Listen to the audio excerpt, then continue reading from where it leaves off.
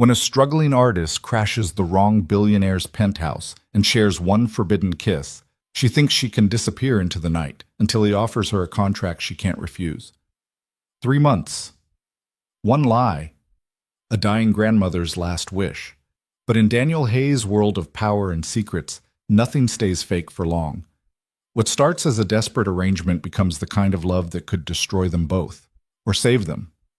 Will you stay until the end to see if they survive the fall? Drop a like and comment your city so I can see how far this story travels. The champagne glass shattered against marble before Lena Carter even realized she'd dropped it. She stood frozen in the doorway of what was definitely, absolutely, catastrophically, not her friend Maya's apartment.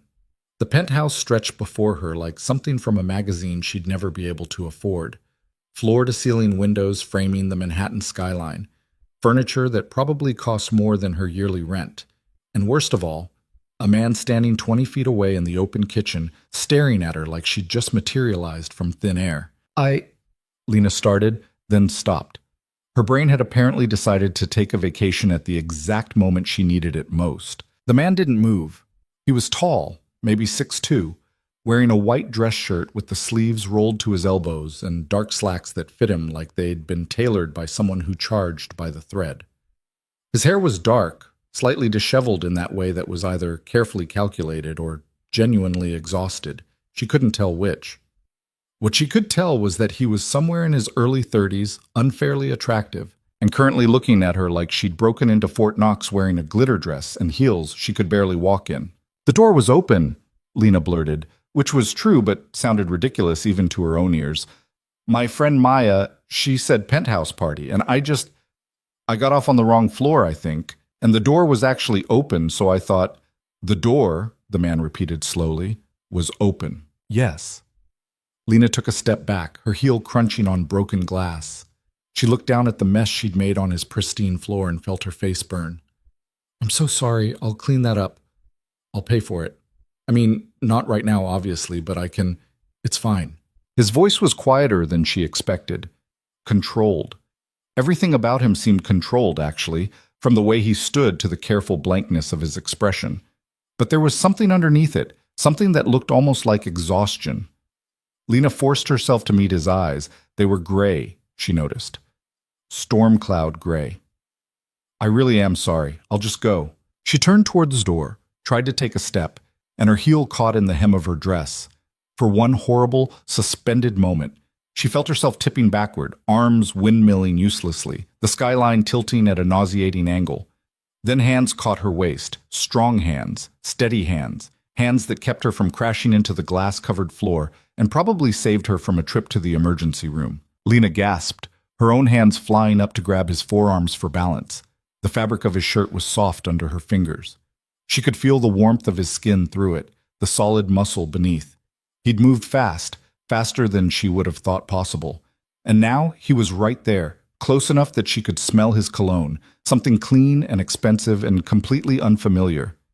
"Careful," he said, and his voice was different now, softer, almost gentle. She looked up. He was already looking down. Those gray eyes were closer than they'd been a moment ago, close enough that she could see the faint lines at their corners, the dark sweep of his lashes, the slight tension in his jaw. "I'm not usually this much of a disaster," Lena heard herself say. Her heart was hammering so hard she was sure he could feel it through her ribs. "I know how that sounds, but I swear, you're fine." His hands were still on her waist. Her hands were still on his arms. Neither of them had moved. "I should—" Lena started, but she didn't finish the sentence because she didn't actually know what she should do. Leave, probably, definitely, immediately. But she didn't move. Neither did he. Later, she would try to figure out who leaned in first. She would replay the moment 1,000 times, analyzing it frame by frame, looking for the exact second when everything changed. But in that moment, with the city lights blurring behind them and the sound of her pulse roaring in her ears, all she knew was that the distance between them was disappearing. His mouth met hers softly at first, tentatively, like a question. Lena answered it. She didn't mean to. She'd sworn off men 6 months ago after her last relationship imploded spectacularly.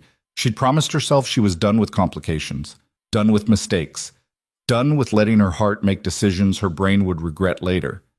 But apparently her brain had fully checked out for the evening, because instead of pulling away, she was kissing him back. And it wasn't just any kiss. It was the kind of kiss that made her forget where she was, forget that she'd broken into a stranger's apartment, forget that this was probably the worst decision she'd made in a year full of bad decisions. His hands tightened on her waist, pulling her closer, and she let him, her fingers sliding from his forearms to his shoulders to the back of his neck. He tasted like whiskey and something darker, something that made her want to keep tasting him. One of his hands moved from her waist to her face, his thumb brushing along her cheekbone with a gentleness that made her chest ache. She felt like she was falling again, but this time there was no floor to catch her, just this moment stretching out impossibly, dangerously long. Then a sound broke through the haze, a small voice calling from somewhere deeper in the penthouse. "Daddy?" Lena jerked back so fast she nearly lost her balance again. The man, Daddy, steadied her automatically, but his face had changed. The softness was gone, replaced by something that looked almost like panic. "Stay here," he said quietly, already stepping away from her. "Just 1 second." He disappeared through a doorway before she could respond, leaving Lena standing alone in the middle of his living room, her lips still tingling, her heart still racing, her brain finally coming back online with all the subtlety of a freight train. "What the hell did you just do?" She pressed her hands to her face, felt the heat there, felt the way her fingers were shaking slightly. Through the doorway she could hear his voice, low and soothing, talking to what had to be a child. A young child, from the sound of it. He was a father. This gorgeous, intense stranger whose penthouse she'd invaded was a father, and she'd just kissed him like the world was ending, and now she was standing in his home wearing a dress she'd borrowed from Maya because her own clothes were too shabby for a party, and this was bad. This was so bad. Lena looked around wildly for her purse, spotted it near the door where she'd dropped it when the champagne glass slipped. She grabbed it, kicked off her heels, those death traps had caused enough trouble, and bolted. The hallway was mercifully empty. She jabbed the elevator button 17 times, her breath coming too fast, her mind spinning. The doors opened with a soft chime that sounded obscenely cheerful given the circumstances. She threw herself inside, punched the button for the lobby, and sagged against the wall as the elevator began its descent. 37 floors. She counted every one, her heart rate finally starting to slow somewhere around floor 22. What had she been thinking? She hadn't been thinking. That was the problem. She'd walked into the wrong apartment, made a complete fool of herself, broken something expensive, nearly broke herself, and then kissed a complete stranger. A stranger with a kid. A stranger who probably thought she was insane, or a criminal, or both. The elevator reached the lobby. Lena stepped out, barefoot and breathless, and pushed through the revolving doors into the November cold. The doorman gave her a look, the kind of look that said he'd seen plenty of women leave this building disheveled and shoeless at midnight and wasn't impressed. But he didn't say anything. She walked 3 blocks before she stopped, realized she had no idea where she was going, and pulled out her phone with shaking hands. 17 missed calls from Maya. 8 texts asking where the hell she was. The party, the actual party, was apparently still going strong on the 33rd floor.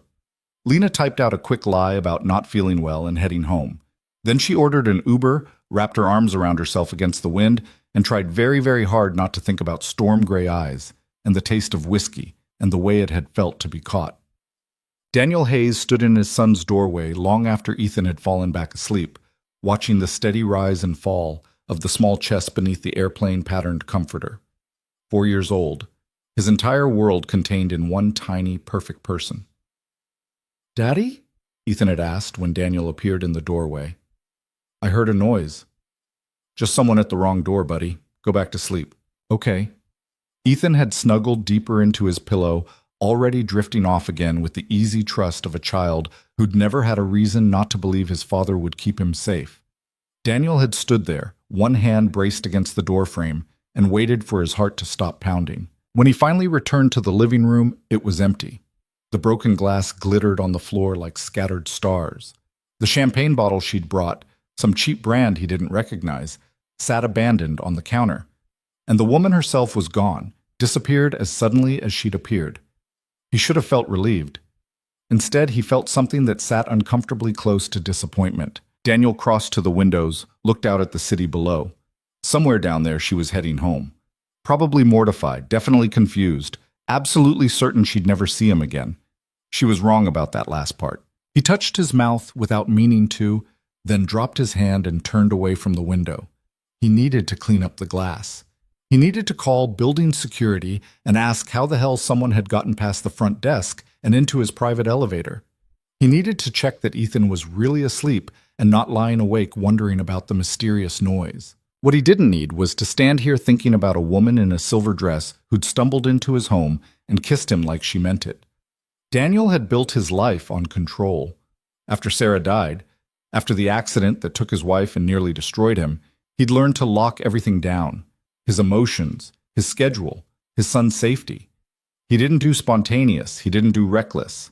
He definitely didn't kiss strangers in his living room while his 4-year-old slept down the hall. But he had. And for about 90 seconds, it had felt like he could breathe again. Well, the next morning arrived too early and too bright. Lena woke to sunlight streaming through the thin curtains of her studio apartment, her head pounding with the special intensity reserved for hangovers she hadn't earned. She'd barely touched her drink at the party she never actually made it to, but apparently stress and mortification had the same effect as a bottle of wine. She groaned, pulled a pillow over her face, and tried to convince herself that last night hadn't happened. It didn't work. Every detail was crystal clear. The moment she'd realized she was in the wrong place, the sound of glass shattering, the feeling of falling, those hands catching her waist, that kiss that had short-circuited her entire nervous system. And worst of all, the small voice calling "Daddy" from the other room. "You're an idiot," she told herself, muffled through the pillow. A complete and total idiot. Her phone buzzed on the nightstand. Lena grabbed it without looking, assuming it was Maya demanding an explanation for why she'd bailed on the party. It wasn't. The email was from an address she didn't recognize, with a subject line that made her sit up so fast she knocked her water glass off the nightstand. Regarding last night. Lena's hands went cold. She opened it. "Ms. Carter, I hope this message finds you well. I apologize for the unorthodox method of contact, but I wanted to reach out regarding our unexpected meeting last evening. I believe we may have started off on the wrong foot, or perhaps the wrong floor, as it were. I'd like to extend an invitation to meet this afternoon to discuss the matter further. I assure you this is not about the champagne glass, which was easily replaced. If you're available, please meet me at the address below at 2 p.m. I promise this will be worth your time. Regards, Daniel Hayes." Lena read it 3 times, then she read it again. How did he know her name? How did he get her email?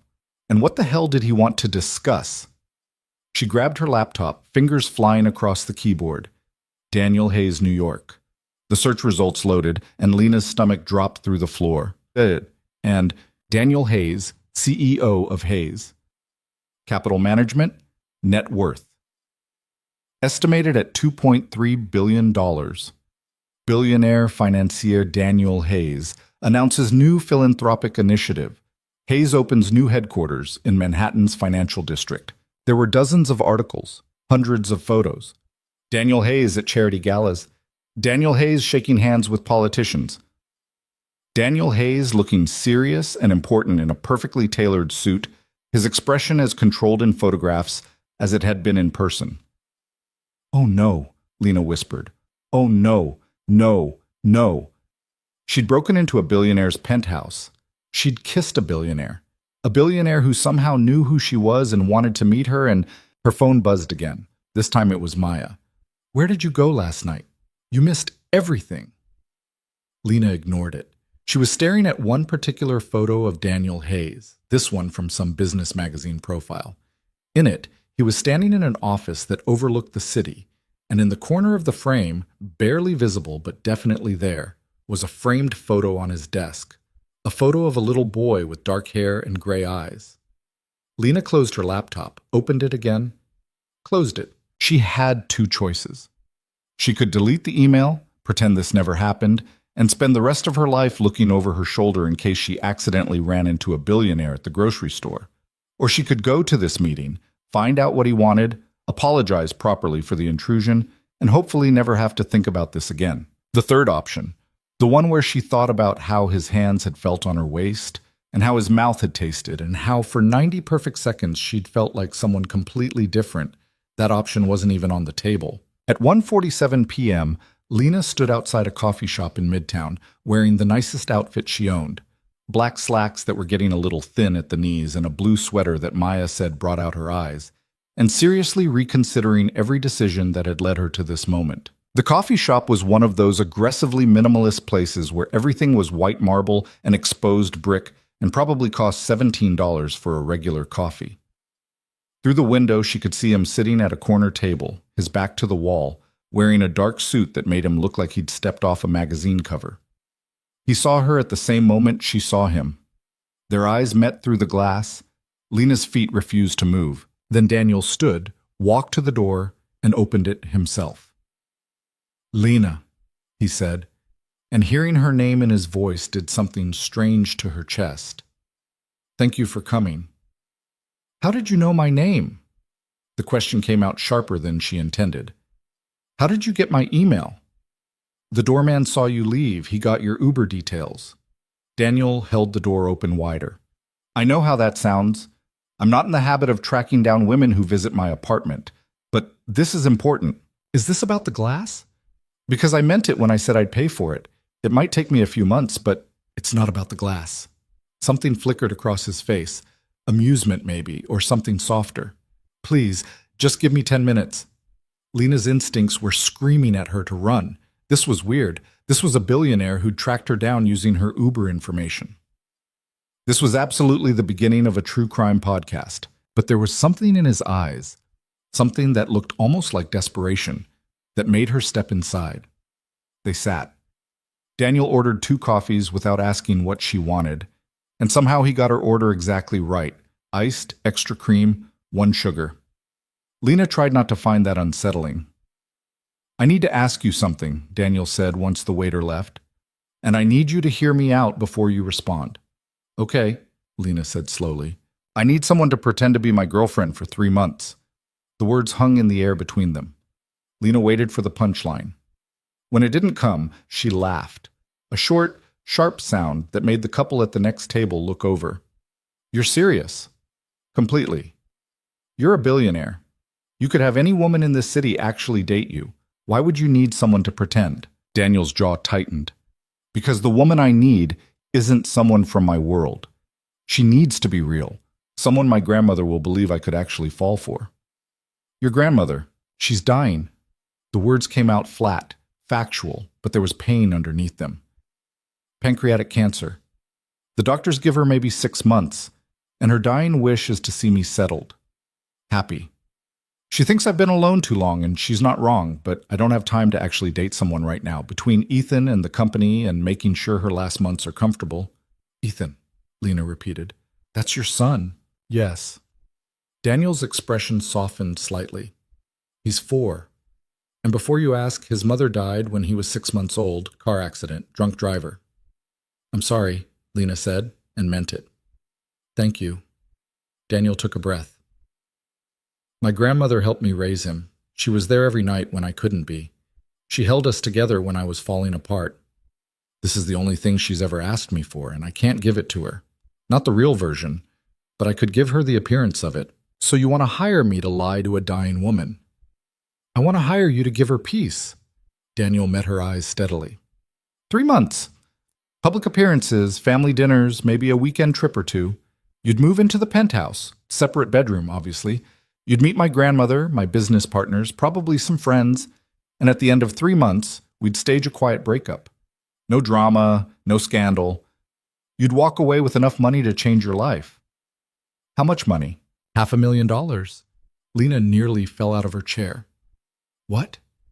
$250,000 up front, another $250,000 when the contract ends, plus living expenses, a clothing allowance, and a non-disclosure agreement that protects both of us. Her mind was spinning. $500,000. She could pay off her student loans. She could stop taking freelance gigs that paid in exposure instead of actual money. She could afford an apartment that didn't have water stains on the ceiling and neighbors who fought at 3 a.m. She could breathe. "Why me?" Lena asked. "You said it yourself. You could have anyone. Why some random woman who broke into your apartment? For the first time since they'd sat down, Daniel's careful composure cracked slightly. He looked almost embarrassed. Because you're the first person who's made me feel anything in 4 years. The honesty in his voice hit her like a physical thing. Lena sat back, her hands wrapped around a coffee cup she hadn't taken a single sip from. That kiss, she said quietly. That kiss. Daniel nodded. I haven't kissed anyone since my wife died. I haven't wanted to. And then you fell into my apartment wearing a dress that probably cost $50 and made me forget every reason I've had for keeping my life closed off. It was $30, Lena said faintly. Maya let me borrow it. A smile ghosted across Daniel's mouth. My grandmother will love you. This is insane. Probably. This is the kind of thing that only happens in movies. I'm aware. Lena looked down at her coffee, watching condensation bead on the plastic cup. $500,000. 3 months. Pretend to date a billionaire who kissed like he meant it and had a 4-year-old son and a dying grandmother who just wanted to see him happy. I need to think about it, she said. Of course. Daniel pulled a business card from his jacket pocket, wrote something on the back, and slid it across the table. That's my personal number. Call me when you decide. But Lena, I need an answer by tomorrow morning. My grandmother's birthday is next week, and I'd like to introduce you then. Lena picked up the card. His handwriting was neat, controlled, like everything else about him. One more question, she said. Anything. If this is just about appearances, why did you really invite me here? You could have had your assistant send a contract. You didn't need to meet me in person. Daniel stood, buttoned his jacket, and looked at her with those storm-gray eyes that had haunted her dreams last night. Because I needed to make sure last night wasn't a fluke, he said quietly. And now I know it wasn't. He left 3 $20 bills on the table for 2 cups of coffee and walked out. Lena sat there for another 20 minutes, staring at his business card, trying to convince herself that there was any universe in which accepting this offer was a good idea. She couldn't, but she also couldn't stop thinking about the way he'd said, "She held us together when I was falling apart," or the fact that he was a single father trying to give his dying grandmother one last piece of happiness, or the way her entire body had responded to his touch like it recognized something her mind hadn't caught up to yet. $500,000. 3 months. One lie. What could possibly go wrong? Maya showed up at Lena's apartment at 8 p.m. with Thai food, wine, and a determination to extract every detail about where Lena had disappeared to last night. You're being weird, Maya said, dumping containers onto Lena's tiny kitchen counter. You're never weird. You're the most normal person I know, which is actually kind of boring but also comforting. And now you're being weird, and I don't like it. I'm not being weird. You didn't come to my party. You didn't answer your phone. And when I finally tracked you down, you're sitting here staring at a business card like it's going to tell you the meaning of life. Maya grabbed the card before Lena could stop her. Daniel Hayes. Holy shit. The Daniel Hayes? Give that back. You know Daniel Hayes? How do you know Daniel Hayes? Why do you have his personal cell number? Lena Marie Carter, you better start talking right now or I'm drinking all this wine myself. Lena sank onto her futon/couch and buried her face in her hands. I went to the wrong penthouse last night. What? I got off on the wrong floor. His door was open. I walked in thinking it was your party and broke a champagne glass on his marble floor and nearly broke myself falling over, and he caught me and we... She stopped. You what? Maya's voice had gone dangerously quiet. Lena, what did you do? We kissed. Maya dropped the wine bottle. It didn't break, because Maya had expensive taste and bought wine with screw caps like a civilized person, but it rolled across the floor with a hollow sound that perfectly captured how Lena felt inside. You kissed Daniel Hayes. I didn't mean to. It just happened. And then his kid called for him, and I ran out of there like my ass was on fire, and I thought that was the end of it. But then this morning he sent me an email and asked me to meet him, and... Lena took a breath. He offered me $500,000 to pretend to be his girlfriend for 3 months. Silence. Then, I'm sorry, what?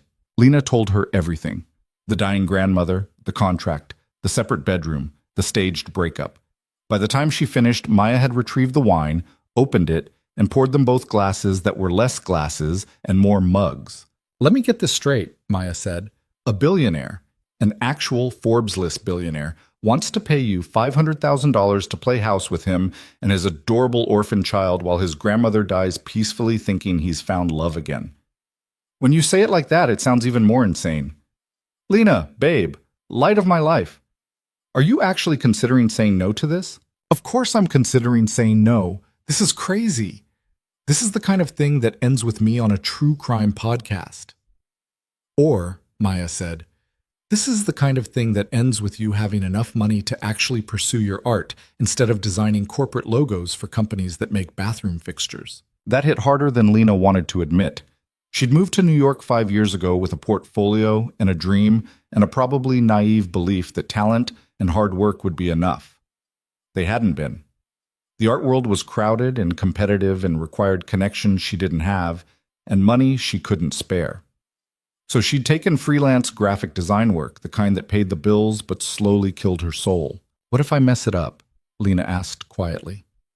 What if his grandmother sees right through me? What if I get attached to his kid? What if you spend the rest of your life wondering what would have happened if you'd been brave enough to say yes? Lena looked at her best friend. Maya had known her since college, had seen her through bad breakups and worse job interviews, had held her hair back when she got food poisoning from questionable sushi, and held her hand when her mom died 3 years ago. If anyone could give her honest advice, it was Maya. Do you think I should do it? Lena asked. I think you should ask yourself what you're really afraid of. Maya set down her wine glass. Because from where I'm sitting, this isn't about the money or the contract or even the dying grandmother. This is about the fact that you kissed him and felt something, and that scares you more than anything else. That's not... You haven't dated anyone since Marcus. You barely leave your apartment except for work. You're 29 years old, and you're living like you're already decided the best parts of your life are over. Maya, I'm not saying marry the guy. I'm not even saying actually fall for him. I'm saying take the chance. Worst case scenario, you spend 3 months living in a penthouse, make $500,000, and walk away with a great story. Best case scenario. She shrugged. Who knows? Maybe you find out you're capable of more than you think you are. Lena stared at the business card on her coffee table. Daniel's handwriting stared back. I need to sleep on it, she said. You need to call him right now before you talk yourself out of it. Maya. Right now, Lena. Before your brain catches up with your fear and convinces you to stay small. Her hands were shaking when she picked up her phone. They were still shaking when she dialed the number on the card. They were definitely shaking when he answered on the second ring. Lena. Just her name. Just that voice. Just enough to make her remember exactly how his mouth had tasted. I'll do it, she said before she could change her mind. I'll take the contract, but I have conditions. Name them. I need everything in writing. The money, the timeline, the expectations, all of it. And I want a lawyer to look over the contract before I sign anything. Done. I'll have my attorney send over the initial draft tomorrow. Anything else? Your son. Lena swallowed hard. I won't lie to a child. If he asks me direct questions, I'm going to tell him age-appropriate truths. I won't pretend to be something I'm not to a 4-year-old. There was a pause. Then, okay? Okay. You're right. Ethan's been through enough. I won't ask you to lie to him. Daniel's voice softened. Thank you for that. When do we start? My grandmother's birthday party is Saturday. That gives us 5 days to get you ready. I'll have my assistant contact you tomorrow with details.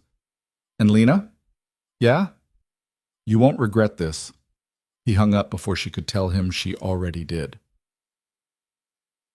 The contract arrived at 9 a.m. the next morning via courier. An actual courier. Like something from a spy movie, who made her sign for a leather portfolio that probably cost more than her rent. Inside was a document that was simultaneously the most detailed and most surreal thing Lena had ever read. Confidential Relationship Agreement. She skimmed through pages of legal jargon until she got to the meat of it. Term. 90 days from date of signing, renewable by mutual agreement. Compensation. $250,000 upon signing, $250,000 upon successful completion of term. Living arrangements. Contractor will reside in employer's primary residence for duration of term. Separate bedroom provided. Shared common spaces. Public appearances. Minimum 4. 4. Public outings per month. Attendance at family functions as requested. Professional demeanor required at all times. Physical intimacy. Limited to public displays appropriate for established couples, hand-holding, brief kissing, embracing. No private intimacy expected or required. Termination. Either party may terminate with 2 weeks' notice. Early termination voids compensation unless termination is due to employer breach of contract. There was more, pages more, about non-disclosure agreements and social media restrictions and what would happen if either of them got photographed doing something inappropriate. But the clause that made Lena's stomach flip was buried on page 7. Child interaction. Contractor acknowledges employer has one minor child and agrees to maintain appropriate boundaries while building natural rapport with said child. Contractor will not present herself as child's parent or make promises regarding long-term presence in child's life. She read that section 3 times, then called the number at the bottom of the first page. A woman answered. Hayes Capital Management, Mr. Hayes' office. Hi, this is Lena Carter. I need to speak with Mr. Hayes about the contract. 1 moment, please. 30 seconds later. Lena, is there a problem? The section about your son, she said. I need you to clarify something. Go ahead. You want me to build rapport with him but maintain boundaries. That's contradictory. Either I'm going to be around your kid enough that he gets used to me, or I'm going to be a stranger who shows up at dinner sometimes. You can't have both. Silence on the other end. Then, you're right. So which is it? I don't know.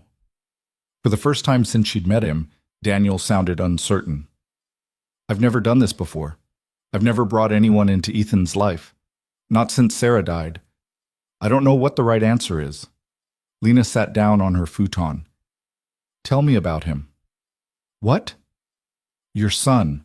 Tell me about him. What's he like? Another pause. He likes airplanes and dinosaurs. He can name every species in the Natural History Museum's dinosaur exhibit.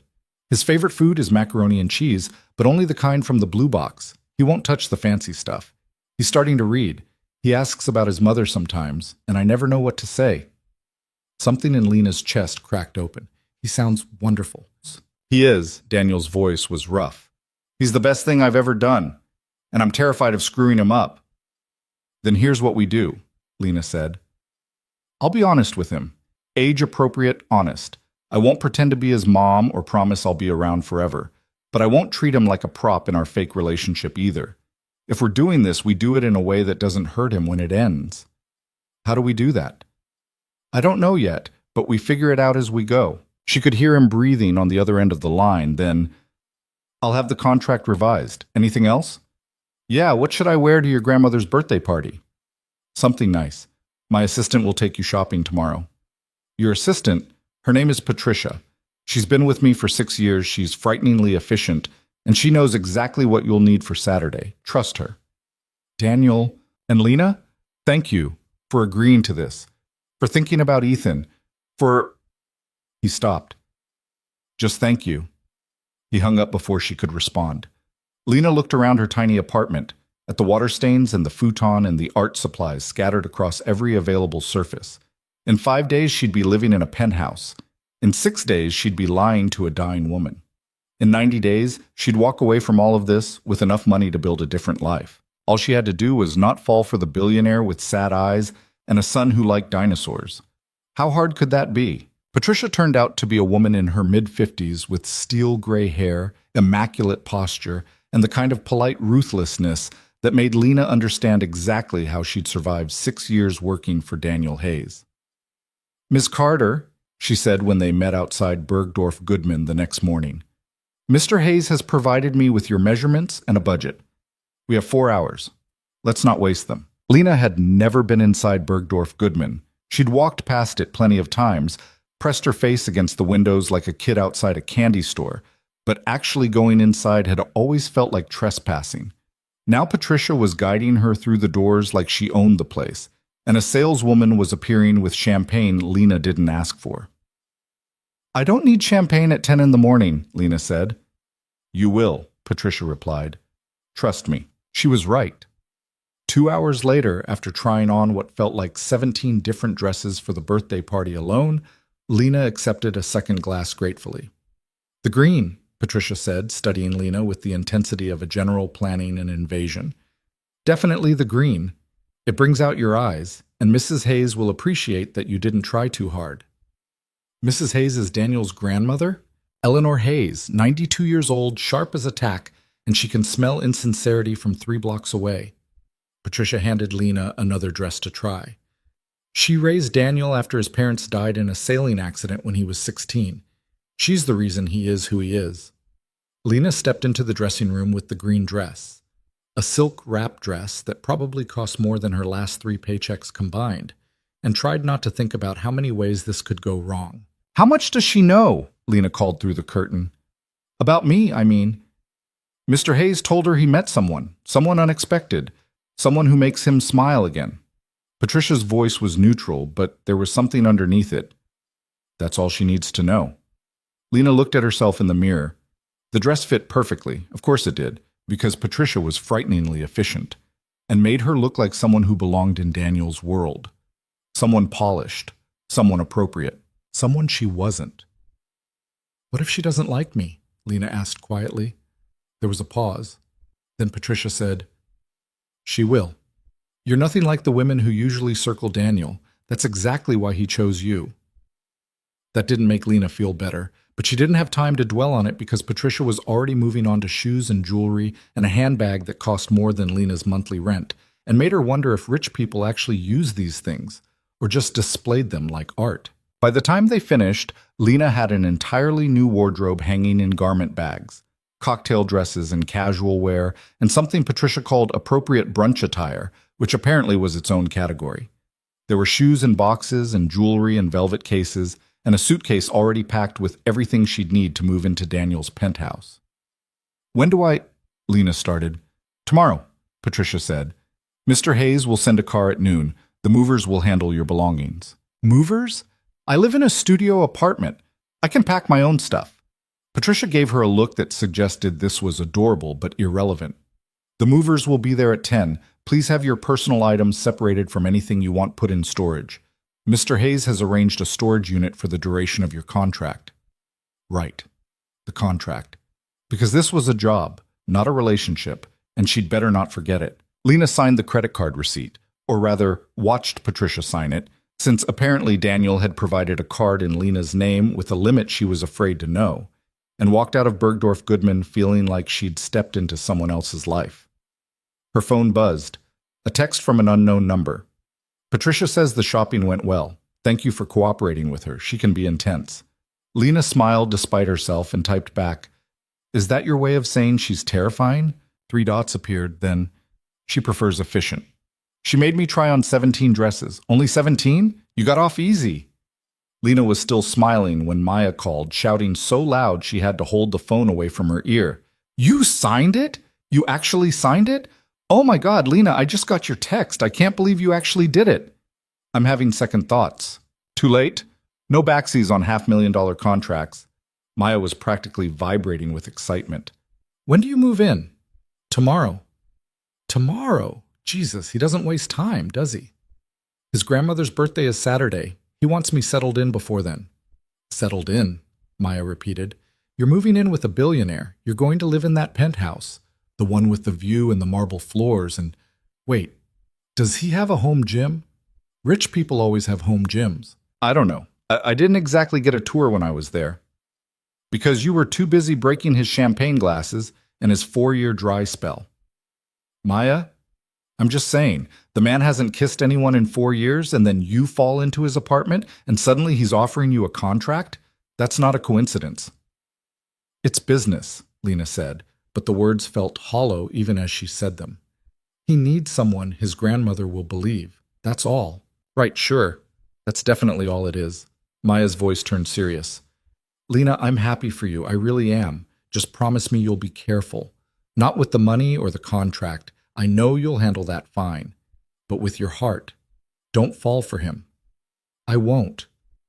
"Promise me." "I promise," Lena said, and hoped it was a promise she could keep. The movers arrived at precisely 10 a.m. the next morning, as threatened. There were 3 of them, all wearing matching uniforms, all treating Lena's secondhand furniture like it might break if they looked at it wrong. "We're not taking the furniture, ma'am," the lead mover said, "just personal items. Mr. Hayes specified that the apartment should remain furnished for your return, for her return. Because this was temporary. 90 days. She'd be back here before she knew it, back to the water stains and the thin walls and the life she'd built from nothing. Except she'd have $500,000, and that changed everything. Lena packed her clothes, her art supplies, her mother's jewelry box, and the photo albums she couldn't bring herself to throw away. Everything else, the cheap dishes, the furniture from IKEA, the curtains she'd sewn herself, stayed behind. At 11:47, her phone buzzed. Car is downstairs. Lena looked around her empty apartment one last time, grabbed her purse, and left without looking back. The car was a black SUV with tinted windows and a driver who introduced himself as James and didn't seem at all fazed by the fact that he was picking up a woman with a duffel bag and a cardboard box full of art supplies. "Mr. Hayes is waiting for you," James said as they pulled into Manhattan traffic. "He wanted to be there when you arrived." That made Lena's stomach flip in a way that was absolutely not appropriate for a business arrangement. The penthouse looked different in daylight, bigger somehow. The floor-to-ceiling windows let in so much light that the whole space seemed to glow. The broken glass was gone, of course, replaced by an ugly concrete planter that Daniel had apparently decided to use as evidence of their meet-cute story. Daniel was standing in the living room when James brought up her bags, wearing jeans and a gray sweater that made his eyes look even more intense than usual.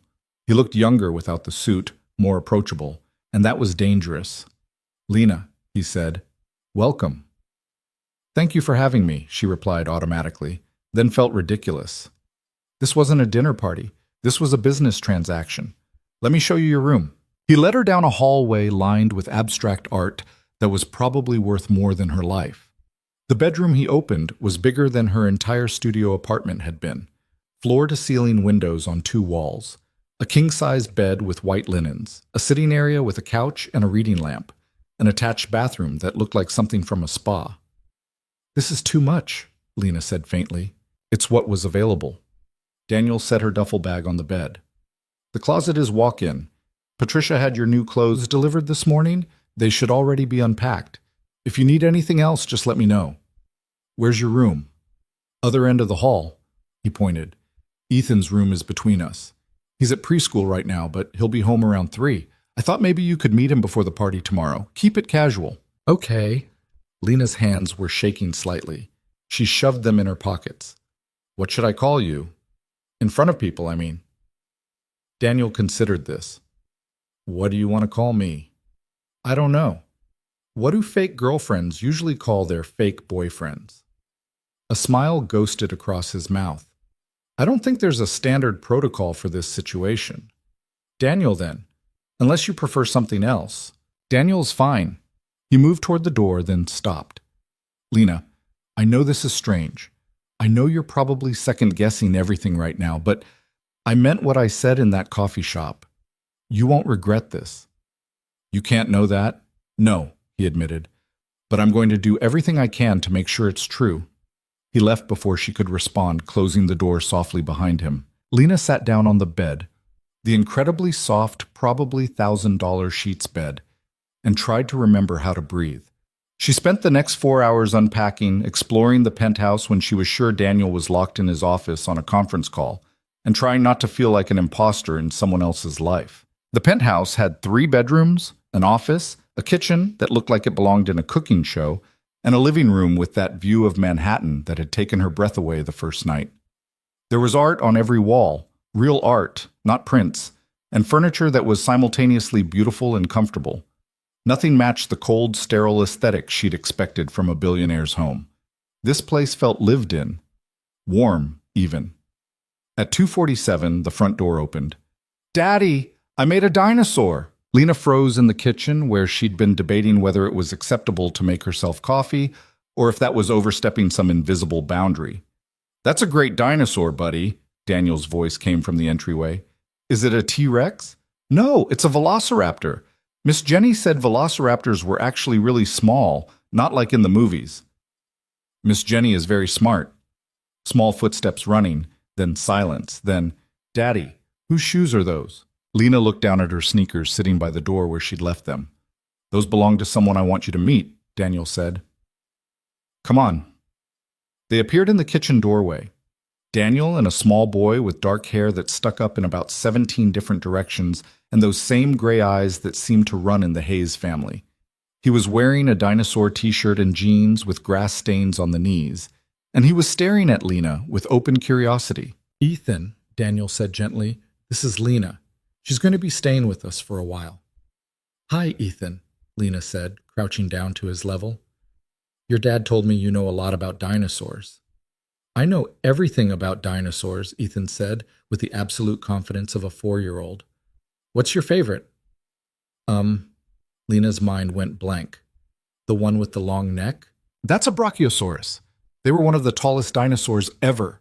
Ethan stepped closer, warming up to his subject. "They could eat from really tall trees that other dinosaurs couldn't reach, and they had really long tails to help them balance." "That's so cool," Lena said, and meant it. "What's your favorite?" "Spinosaurus. It had a big sail on its back and it could swim. Most people think T-Rex is the best, but they're wrong." "Ethan," Daniel said mildly, "we don't tell people they're wrong." "But they are wrong. Spinosaurus is way cooler." Lena bit back a smile. "I believe you. Spinosaurus sounds awesome." Ethan studied her for a moment, then nodded like she'd passed some kind of test. "Do you want to see my dinosaur collection?" "I would love to see your dinosaur collection." "Awesome, come on!" He grabbed her hand without hesitation and started tugging her toward the hallway. "I have 47 dinosaurs. Well, 46 real dinosaurs and 1 dragon, but Daddy says we can pretend dragons are dinosaurs if we want to." Lena looked back at Daniel, who was watching them with an expression she couldn't quite read. He mouthed, "Thank you." And something in her chest went warm. Ethan's room was exactly what she would have expected for a 4-year-old boy. Posters of dinosaurs on the walls, toys scattered across every surface, and a bookshelf overflowing with picture books. He showed her his collection with the intensity of a museum curator, explaining the different species and which ones could fly and which ones had feathers and which ones were herbivores versus carnivores. "This one is my favorite," he said, holding up a plastic Spinosaurus that had clearly been loved to the point of having most of its paint rubbed off. "Mommy gave it to me." Lena's breath caught. "Did she?" "Yeah, before she went to heaven." Ethan said it matter-of-factly, the way kids did when they'd been told something enough times that it became just another fact about the world. "Daddy says she loved dinosaurs too, but not as much as she loved me." "I bet she loved you very, very much," Lena said softly. "Do you have a mommy?" "I did. She went to heaven too a few years ago." Ethan looked up at her with those 2 old eyes. "Does it make you sad?" "Sometimes," Lena admitted, "but it also makes me happy to remember her." "Is it like that for you?" He thought about this, turning the Spinosaurus over in his small hands. "I don't really remember her, just in pictures, but Daddy says that's okay, because she's still part of me." "Your dad is right. Are you going to be my new mommy?" The question hit like a punch to the gut. Lena opened her mouth, closed it, opened it again. "No," she said finally, gently. "I'm your dad's friend. I'm going to be staying here for a little while, and I hope we can be friends too. But I'm not your mom." "Okay." Ethan seemed to accept this easily. "Can friends play dinosaurs?" "Absolutely." They played for another hour, with Ethan narrating elaborate battles between herbivores and carnivores, while Lena did her best to follow the complex rules he was making up as they went along. At some point, Daniel appeared in the doorway with juice boxes and apple slices, and Lena looked up to find him watching them with that same unreadable expression. "Lena's really good at dinosaur voices," Ethan announced. "She does a better T-Rex than you, Daddy." "Is that so?" Daniel raised an eyebrow. "Way better," Lena confirmed solemnly. "Sorry. I see how it is. I've been replaced already." "You can be the Brachiosaurus," Ethan said generously. "They're really tall like you." They ended up playing together, all 3 of them, until it was time for Ethan's bath. Daniel carried him off with promises of extra bubbles if he didn't splash too much, and Lena sat alone in the dinosaur-covered room, trying to reconcile the controlled billionaire from the coffee shop with the man who did silly voices for plastic toys and knew exactly how his son liked his apple slices cut. This was going to be harder than she thought. That night, after Ethan was asleep, Daniel found her standing by the living room windows, looking out at the city. "Thank you," he said, "for this afternoon. You were good with him. He's a great kid." "He is." Daniel moved to stand beside her, close enough that she could feel the warmth radiating from him. "I was worried about how he'd react to having someone new in the house. He doesn't usually warm up to people that quickly. I think it's the dinosaur voices. I have a gift." He smiled, a real smile, not the careful one he used in public. Apparently, they stood in silence for a moment, watching the lights of the city below. Then Lena said, "He asked if I was going to be his new mom." Daniel's jaw tightened. "What did you tell him?"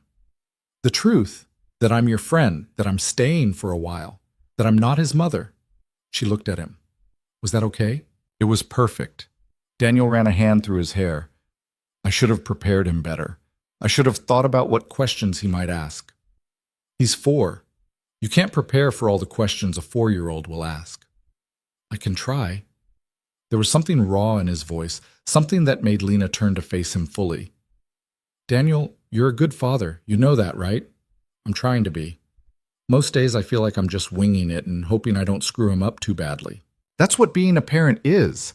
My mom told me that once.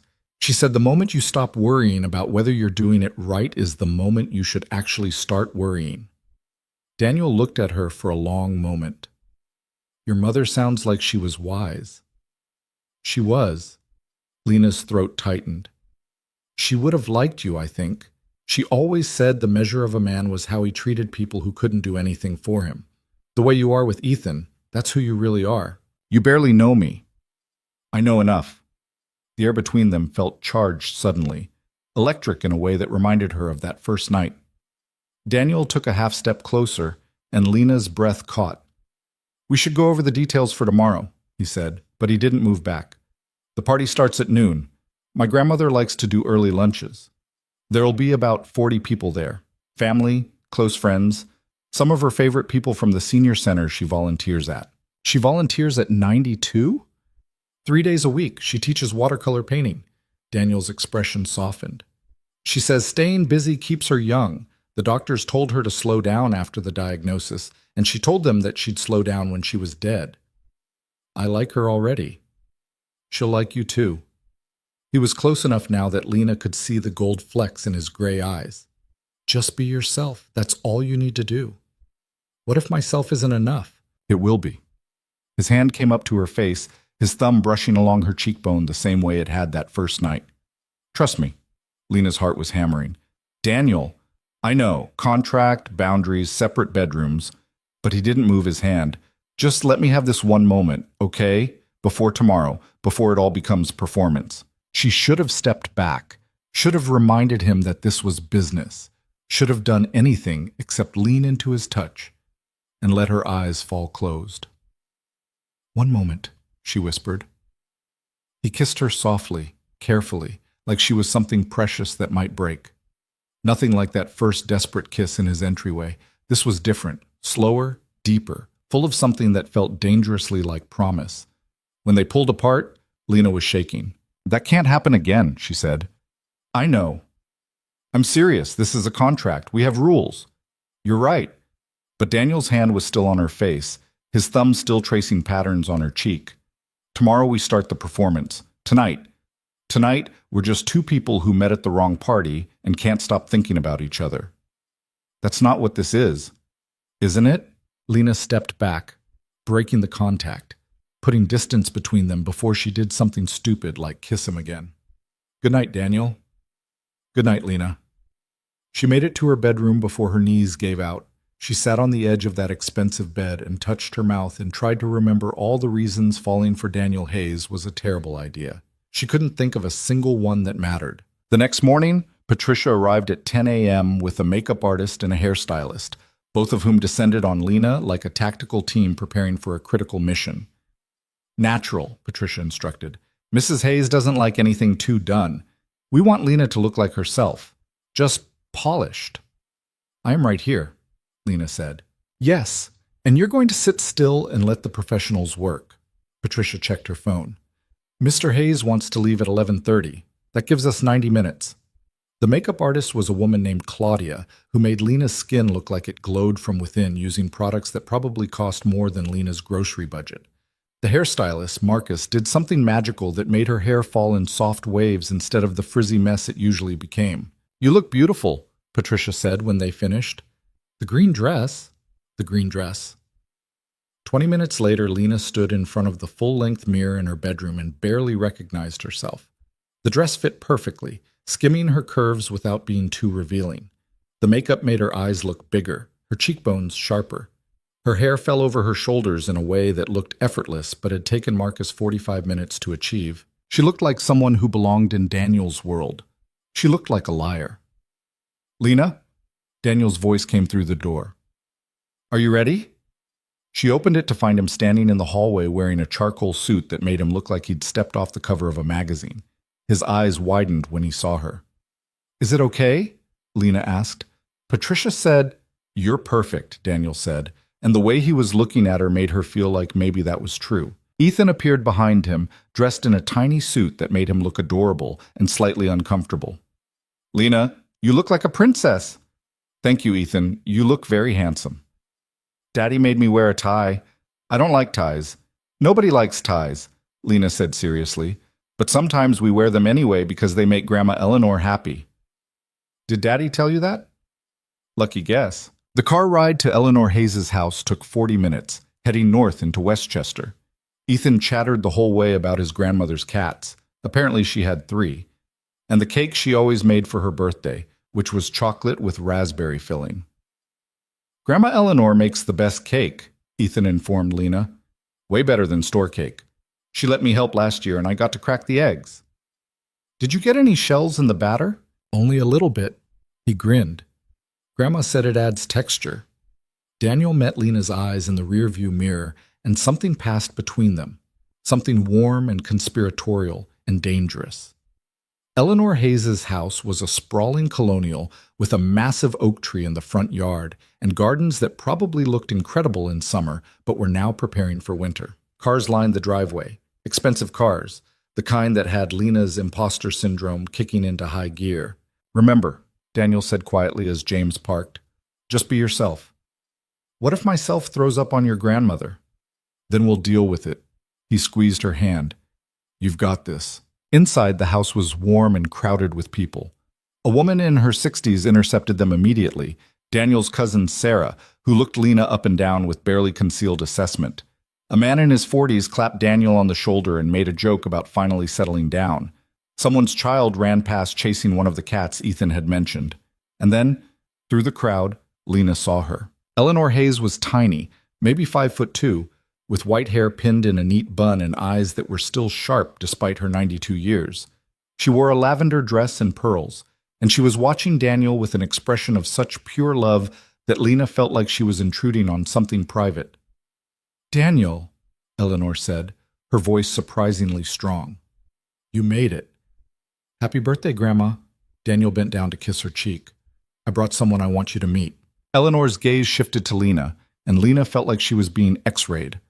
Those sharp eyes took in everything, the dress, the makeup, the way Lena's hand was shaking slightly where Daniel held it. "So you're the girl my grandson can't stop talking about," Eleanor said. Lena's throat went dry. Yes, I'm Lena. It's wonderful to meet you, Mrs. Hayes." "Call me Eleanor. Mrs. Hayes makes me feel old." She smiled, a real smile that transformed her whole face. "Come here, child. Let me look at you properly." Lena stepped forward, acutely aware of 40 pairs of eyes watching this interaction. Eleanor took both of Lena's hands in her own. Her skin was soft, paper-thin, warm. "You're nervous." "Terrified," Lena admitted before she could stop herself. "Good. That means you care what I think." Eleanor squeezed her hands. "Daniel tells me you're an artist." "Graphic designer, mostly. I do some painting when I have time." "What do you paint?" "Lately, nothing. I've been too busy with client work. But when I did have time, I liked painting cityscapes, the way light hits buildings at different times of day. I'd like to see your work sometime." Eleanor released her hands but kept studying her face. "You have kind eyes. And you don't look at my grandson like he's a bank account with nice hair. Grandma, Daniel said, sounding pained. What? It's true. The last girl you brought to meet me. What was her name? Jessica? Jennifer? She spent the whole dinner talking about her friend's yacht. Eleanor turned back to Lena. Do you have friends with yachts? I have a friend with a car that breaks down twice a month. Does that count? Eleanor laughed, a genuine, delighted sound. I like her, Daniel. Don't screw this up. I'll do my best, Daniel said dryly. The party swallowed them after that. Lena met aunts and uncles and cousins and family friends, all of whom seemed cautiously pleased that Daniel had brought someone. She fielded questions about how they met with the story they'd rehearsed. Wrong party, right floor, kismet, and tried not to feel guilty when people smiled knowingly. She watched Daniel with his family and saw sides of him she hadn't known existed. The way he teased his cousin about her new haircut. The patience with which he explained his work to Eleanor's friend from the senior center. The ease with which he scooped up Ethan when the boy got tired and let him fall asleep on his shoulder. This was Daniel without the armor, without the careful control. Just a man who loved his family and was trying his best. And Lena was falling for him. She realized it somewhere between the cake cutting and the moment when Eleanor pulled her aside to show her the watercolor studio in the converted sunroom. They stood together looking at Eleanor's paintings, delicate florals and landscapes that showed real skill. And Eleanor said quietly, he hasn't brought anyone to meet me since Sarah died. Not once in 4 years. I know, Lena said. Do you love him? The question was so direct it stole Lena's breath. She opened her mouth to lie, to say something appropriate and non-committal, but Eleanor's sharp eyes were on her and suddenly she couldn't do it. I'm starting to, Lena said. And that wasn't part of the plan. Eleanor smiled. It never is, dear. Love is what happens when you're busy making other plans. She patted Lena's hand. Don't fight it. Life's too short. And at my age, I can tell you with absolute certainty that the only things you regret are the chances you didn't take. Lena wanted to tell her the truth. Wanted to confess that this was all fake, all performance, all a carefully constructed lie to give Eleanor peace. But before she could form the words, Daniel appeared in the doorway. Grandma, people are asking for you, he said. Something about opening presents. Let them wait. I'm talking to Lena. I can see that. What are you telling her? None of your business. Eleanor winked at Lena. Come on, let's go watch me pretend to be surprised by another set of bath towels. The party wound down around 4 p.m. Lena helped Daniel load a sleeping Ethan into the car, while Patricia coordinated the gift boxes, and Eleanor hugged everyone goodbye with the fierce energy of someone who knew each hug might be the last. Take care of my boy, Eleanor whispered when she hugged Lena. Both of them. I will, Lena promised, and meant it more than she should have. The drive home was quiet. Ethan stayed asleep in his car seat, and Daniel stared out the window at the passing scenery. That went well, he said finally. Yeah. Lena's hands were twisted together in her lap. Your grandmother is amazing. She liked you. I liked her too. Silence stretched between them, heavy with things they couldn't say. Daniel? Lena. They both spoke at once, then stopped. Lena laughed awkwardly. You first, Daniel said. I was just going to say that I understand now. Why you're doing this. She deserves to be happy, to think you're settled. I get it. Daniel nodded slowly. And I was going to say that I'm sorry. For what? For dragging you into this. For asking you to lie to someone like her. She's the most honest person I know, and here I am feeding her a story that... He stopped. It's not fair to her, or to you. You're giving her what she needs most, peace, the chance to let go knowing you'll be okay. Lena reached over and took his hand without thinking. That's not nothing. His fingers tightened around hers. When did this get so complicated? Probably around the time I fell into your apartment and kissed you. Best accident I ever had, Daniel said quietly. They held hands the rest of the way home, and Lena tried not to think about how natural it felt or how much she was going to miss it when their 90 days were up. 3 weeks into the arrangement, Lena woke up to find Ethan standing beside her bed, clutching his battered Spinosaurus and looking miserable. Lena? His voice was small. My tummy hurts. She was out of bed in seconds, pressing the back of her hand to his forehead. He was burning up. Okay, buddy, let's get you to your dad. She scooped him up. He was lighter than she expected, and carried him down the hall to Daniel's room, knocking once before pushing the door open. Daniel was already awake, sitting up in bed with his laptop, glasses perched on his nose. He looked younger with the glasses, more vulnerable, and Lena filed that observation away for later. "Ethan's sick," she said. The laptop was closed and abandoned in seconds. Daniel was across the room, taking Ethan from her arms, his hand going to the same spot on the boy's forehead. "How long has he been warm?" "I don't know. He just came to my room." "Ethan, does anything else hurt?" Daniel's voice was calm, but Lena could see the tension in his shoulders. "Your throat? Your ears?" "Just my tummy, and I'm cold." "Let's take your temperature." Daniel carried him toward the bathroom, then paused. "Lena, could you grab the thermometer from the medicine cabinet and the children's Tylenol?" She found both, plus a glass of water, and brought them to Ethan's room where Daniel had settled the boy in bed. The thermometer read 102.3. "Nothing immediately alarming," Daniel said, more to himself than to her, "but we should keep an eye on it." "I can stay with him," Lena offered. "If you have work." "No." The word came out sharper than Daniel probably intended. He softened his voice. "I mean, thank you, but I've got this. You should go back to sleep." Lena looked at Ethan, who was watching them both with fevered eyes, then back at Daniel. "I'm not going to be able to sleep knowing he's sick. Let me help." They ended up in a weird tag team. Daniel on one side of Ethan's bed, Lena on the other, taking turns reading dinosaur books and bringing water and checking his temperature every hour. By dawn, the fever had broken slightly, and Ethan had fallen into an exhausted sleep.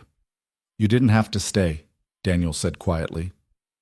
They were both still sitting on the floor, backs against Ethan's bed, surrounded by discarded books. "I know. This isn't part of the contract. I know that too." Lena looked at him. "He's a kid. He was sick. I wasn't going to just go back to sleep and pretend I didn't know." Daniel studied her face like he was trying to solve a complex equation. "You're not what I expected." "What did you expect?" "Someone who would keep more distance. Someone who would remember this is temporary."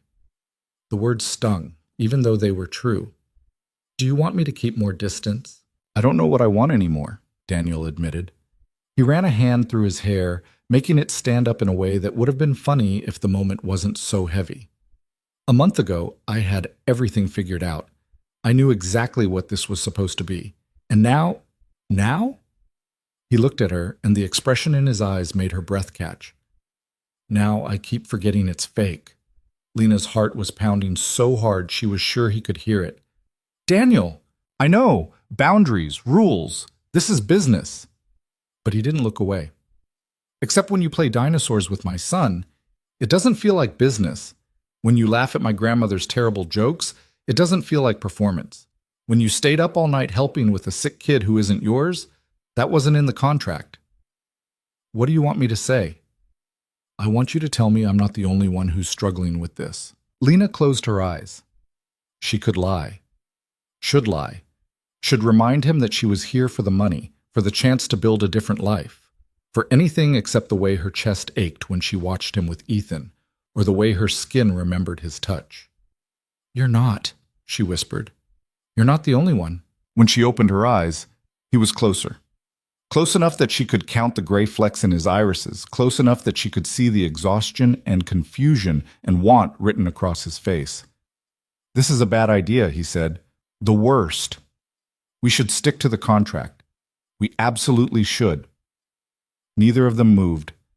Then Ethan stirred in his sleep above them, mumbling something about velociraptors, and the spell broke. Daniel pulled back first, standing and offering Lena his hand. "I should let you get some rest," he said. "Thank you. For tonight." Lena took his hand, let him pull her to her feet. "Daniel, don't." His voice was rough. "Don't say whatever you're about to say. Not yet. I'm not ready to hear it."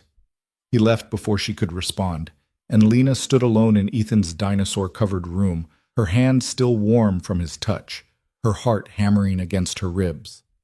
This was supposed to be simple. 3 months. $500,000.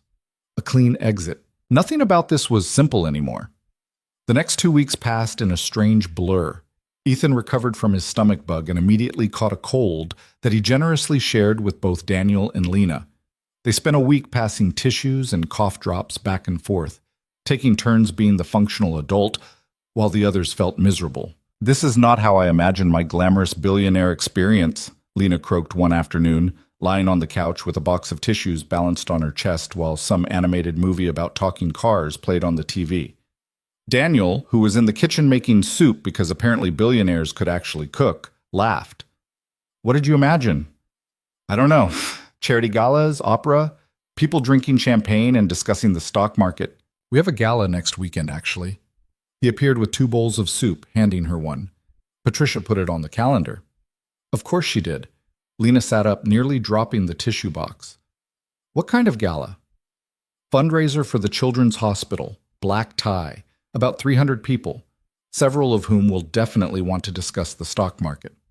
"I don't know anything about the stock market. Neither do half the people who will be there. They just pretend really well." Daniel settled onto the other end of the couch, careful to maintain distance. They'd been doing that since the night with Ethan, maintaining careful distance, avoiding being alone together, pretending that nothing had shifted. It was exhausting. "Will your grandmother be there?" Lena asked. Something flickered across Daniel's face. "No, she's not feeling up to evening events anymore. The treatment—" He stopped, took a breath. "It's not working as well as they'd hoped." "Daniel, I'm so sorry." "She's got maybe 3 months left, 4 if we're lucky." His voice was flat, factual, but Lena could see the pain underneath. "She wants to spend another weekend at the family house in Montauk before it gets too cold. I thought maybe we could take her next weekend after the gala." "Of course, whatever you need." "It would just be us. Well, us and Ethan and probably my cousin Marcus, because someone needs to help me keep the house from falling apart. But it would be close quarters. A lot of togetherness." "I can handle togetherness." "Can you?" Daniel met her eyes. "Because I'm not sure I can." The honesty in his voice made her chest tight. "We'll figure it out. We have to." "Why?" "Because your grandmother deserves this. Because Ethan deserves to have these memories with her. Because—" She stopped, swallowed hard. "Because I care about both of them too much to let my inconvenient feelings screw this up." "Inconvenient feelings," Daniel repeated slowly. "Is that what we're calling this?" "What else would you call it?" He set down his soup bowl, turned to face her fully. "I'd call it the best thing that's happened to me in 4 years, and the worst possible timing. I'd call it waking up every morning and forgetting for about 30 seconds that you're only here because I'm paying you. I'd call it watching you with my son and wanting things I have no right to want." Lena's breath caught. "Daniel." "I know. Contract, 90 days. This is business." He stood abruptly. "I'm going to check on Ethan." He left, and Lena sat alone with her soup getting cold, and her heart doing things it definitely shouldn't be doing. The gala was exactly as overwhelming as Lena had feared. Patricia had procured a dress, midnight blue, backless, with a slit up the thigh that made Lena feel both powerful and exposed. And the same makeup artist from Eleanor's party had transformed her into someone who looked like they belonged in a ballroom at the Plaza Hotel. Daniel met her at the bottom of the stairs wearing a tuxedo that should have been illegal. His eyes widened when he saw her. "You look—" He stopped, swallowed. "Beautiful. You look beautiful. You clean up pretty well yourself." "Daddy, you look like James Bond," Ethan called from the couch where he was set up with a babysitter for the evening. "Who told you about James Bond?" Daniel asked. "Uncle Marcus. He said James Bond is cool in his cool cars and you have a cool car, so you must be like James Bond. Remind me to have words with Marcus." The babysitter, a cheerful college student named Amy, grinned. "We'll be fine, Mr. Hayes. I brought 3 new dinosaur movies." "You're a saint," Daniel told her. In the car, Lena tried not to be too aware of how close Daniel was sitting, how his cologne filled the small space, how the streetlight sliding across his face made him look like something from a dream. "You ready for this?" he asked. "No, but I'll fake it. Story of my life." He smiled, but it didn't quite reach his eyes. "Just stay close to me. If anyone asks questions you're not comfortable with, squeeze my hand twice and I'll change the subject. What if I need to escape entirely? Then squeeze 3 times and I'll fake a phone emergency." They developed a whole system of signals over the past month. Little touches and glances that looked like natural couple behavior, but actually meant everything from, "I need a drink," to "please get me away from this person." It was frighteningly effective, which probably said something about how well they'd learned to read each other. The gala was a sea of designer gowns and expensive tuxedos. Lena recognized several faces from magazine covers and news articles. Daniel kept his hand on her lower back, steering her through the crowd, introducing her to business partners and old family friends with the ease of someone who'd been doing this his entire life. "Daniel Hayes, I heard rumors you were dating again." A woman in her 50s with perfect hair and a dress that probably cost more than Lena's car appeared beside them. "You must introduce me." "Margaret, this is Lena Carter. Lena, Margaret Chen. She runs the fundraising committee." "It's wonderful to meet you," Lena said, shaking her hand. "How did you two meet? I need all the details." Margaret's eyes were sharp, assessing. Daniel launched into their rehearsed story, wrong party, right moment, completely unexpected. And Lena watched him perform with the skill of someone who'd been managing other people's perceptions for years. His hand stayed warm and steady on her back, grounding her. They made it through cocktail hour, through dinner, through a silent auction where Daniel casually bid $20,000 on a weekend in the Hamptons without blinking. Lena was nursing her second glass of champagne and starting to think they might actually survive the evening when she excused herself to find the restroom. The bathroom was a marble palace with an attendant who handed out towels and breath mints. Lena was washing her hands when she heard two women enter one of the stalls, their voices carrying clearly across the space. "Did you see Daniel Hayes is here with someone?" "I saw. Who is she?" "No idea. Nobody knows her. Margaret said she's some kind of artist or designer. Definitely not from our world." "How long do you think it'll last? 3 months? 6? Please. You know Daniel. He'll get bored once the novelty wears off. Remember that girl he brought to the opera last year? What was her name?" "That was 4 years ago, Janet, before Sarah died." "Oh, right." A pause. "Well, still. This one looks like she's trying too hard. That dress is practically screaming, 'Look at me.'" Lena's face burned.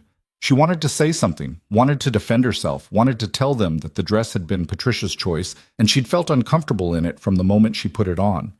But her throat was tight, and her eyes were stinging, and all she could do was stand there, frozen.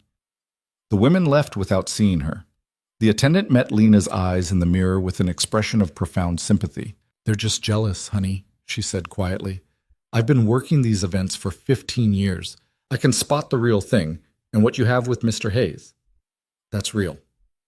If only she knew. Lena returned to the ballroom to find Daniel in conversation with a group of men in tuxedos. He saw her approaching, and something in his expression shifted. Concern, maybe, or recognition that something was wrong. "Excuse me, gentlemen," he said smoothly, and met her halfway across the floor. "Are you okay?" "Fine, just needed some air." "You're a terrible liar." His hand found hers, squeezed gently. "What happened?" "Nothing. Just some women in the bathroom talking about how I don't belong here and you'll get bored of me in a few months." She tried to smile. "They're not wrong." Daniel's jaw tightened. "Who was it?" "Doesn't matter. It does to me." "Daniel, they're right. I don't belong in this world. I'm playing dress-up in borrowed clothes at a party where people casually bid the equivalent of my yearly salary on vacation homes." She pulled her hand free. "I need some air, real air." She headed for the terrace before he could stop her. The November night was cold enough to make her skin prickle, but the ballroom had been stifling, and she needed to breathe. The terrace overlooked Central Park, the trees dark against the city lights. Lena wrapped her arms around herself and tried to remember why she'd agreed to this. The money, the opportunity, the chance to build something different. But standing here, pretending to be someone she wasn't, lying to people who were kind to her because they thought she was making Daniel happy, it all felt hollow. Here, Daniel's tuxedo jacket settled around her shoulders, warm and smelling like him. He'd followed her outside, of course he had. "You'll freeze," she said. "I'll survive." He leaned against the railing beside her. "Talk to me." "About what?" "About whatever's going through your head right now, because I can see you spiraling, and I need to know if this is about what those women said or if it's something bigger." Lena pulled his jacket tighter around her shoulders. What are we doing, Daniel? Right now. Standing on a terrace, avoiding a party full of people I don't particularly like. You know what I mean? He was quiet for a long moment. Yeah, I do. This was supposed to be simple. A transaction. You needed someone to play a role. I needed money. But now... She stopped, unsure how to articulate the tangle of feelings in her chest. Now I look at Eleanor and feel guilty every time I smile at you. I play with Ethan and wonder how he's going to feel when I disappear. I watch you bid $20,000 on a weekend trip without thinking about it, and remember that we live in completely different worlds. Is that what you think? That we live in different worlds? Don't we? Daniel turned to face her fully. A month ago, I would have said yes. But Lena, you've been living in my home for a month. You've seen me at 3 a.m. when Ethan has nightmares. You've watched me burn dinner and lose my patience and stress about work emails. You've seen the parts of my life that aren't about money or business or this. He gestured to the ballroom behind them. You've seen me, the real me. How is that a different world? Because in 2 months, I'm going back to my real life. My studio apartment and my freelance clients and my friend who drives a car that breaks down twice a month. This, she touched the fabric of his jacket. This isn't real. It's a beautiful borrowed moment, but it's not mine to keep. What if it could be? The question hung between them, dangerous and tempting. Don't, Lena said. Don't say things like that when you don't mean them. What makes you think I don't mean them? Because people like me don't end up with people like you. Not in real life. This is a contract, Daniel. It has an expiration date. Contracts can be renegotiated. Her heart was hammering. What are you saying? I'm saying that I haven't felt this alive in 4 years. I'm saying that watching you with Ethan makes me want things I thought died with Sarah. I'm saying that every morning I wake up and forget this is supposed to be temporary, and I don't want to remember. Daniel, I know it's too soon. I know we agreed to boundaries, but Lena, I'm falling for you, and I don't know how to stop. The words knocked the air from her lungs. She stared at him, this man who'd built walls around his heart for years, who controlled everything in his life with careful precision, who was looking at her now like she was something precious and terrifying. This is a bad idea, she whispered. Probably the worst I've ever had. We could ruin everything, or we could finally stop pretending. He stepped closer, and Lena's back hit the railing. His hands came up to frame her face, thumbs brushing along her cheekbones. Tell me to stop, he said quietly. Tell me this is just the contract and I'll back off. I'll keep my distance for the next 2 months and we'll part ways exactly like we planned. Just say the word. Lena opened her mouth. The smart thing would be to say yes, to remind him of all the reasons this couldn't work, to protect herself from the inevitable heartbreak.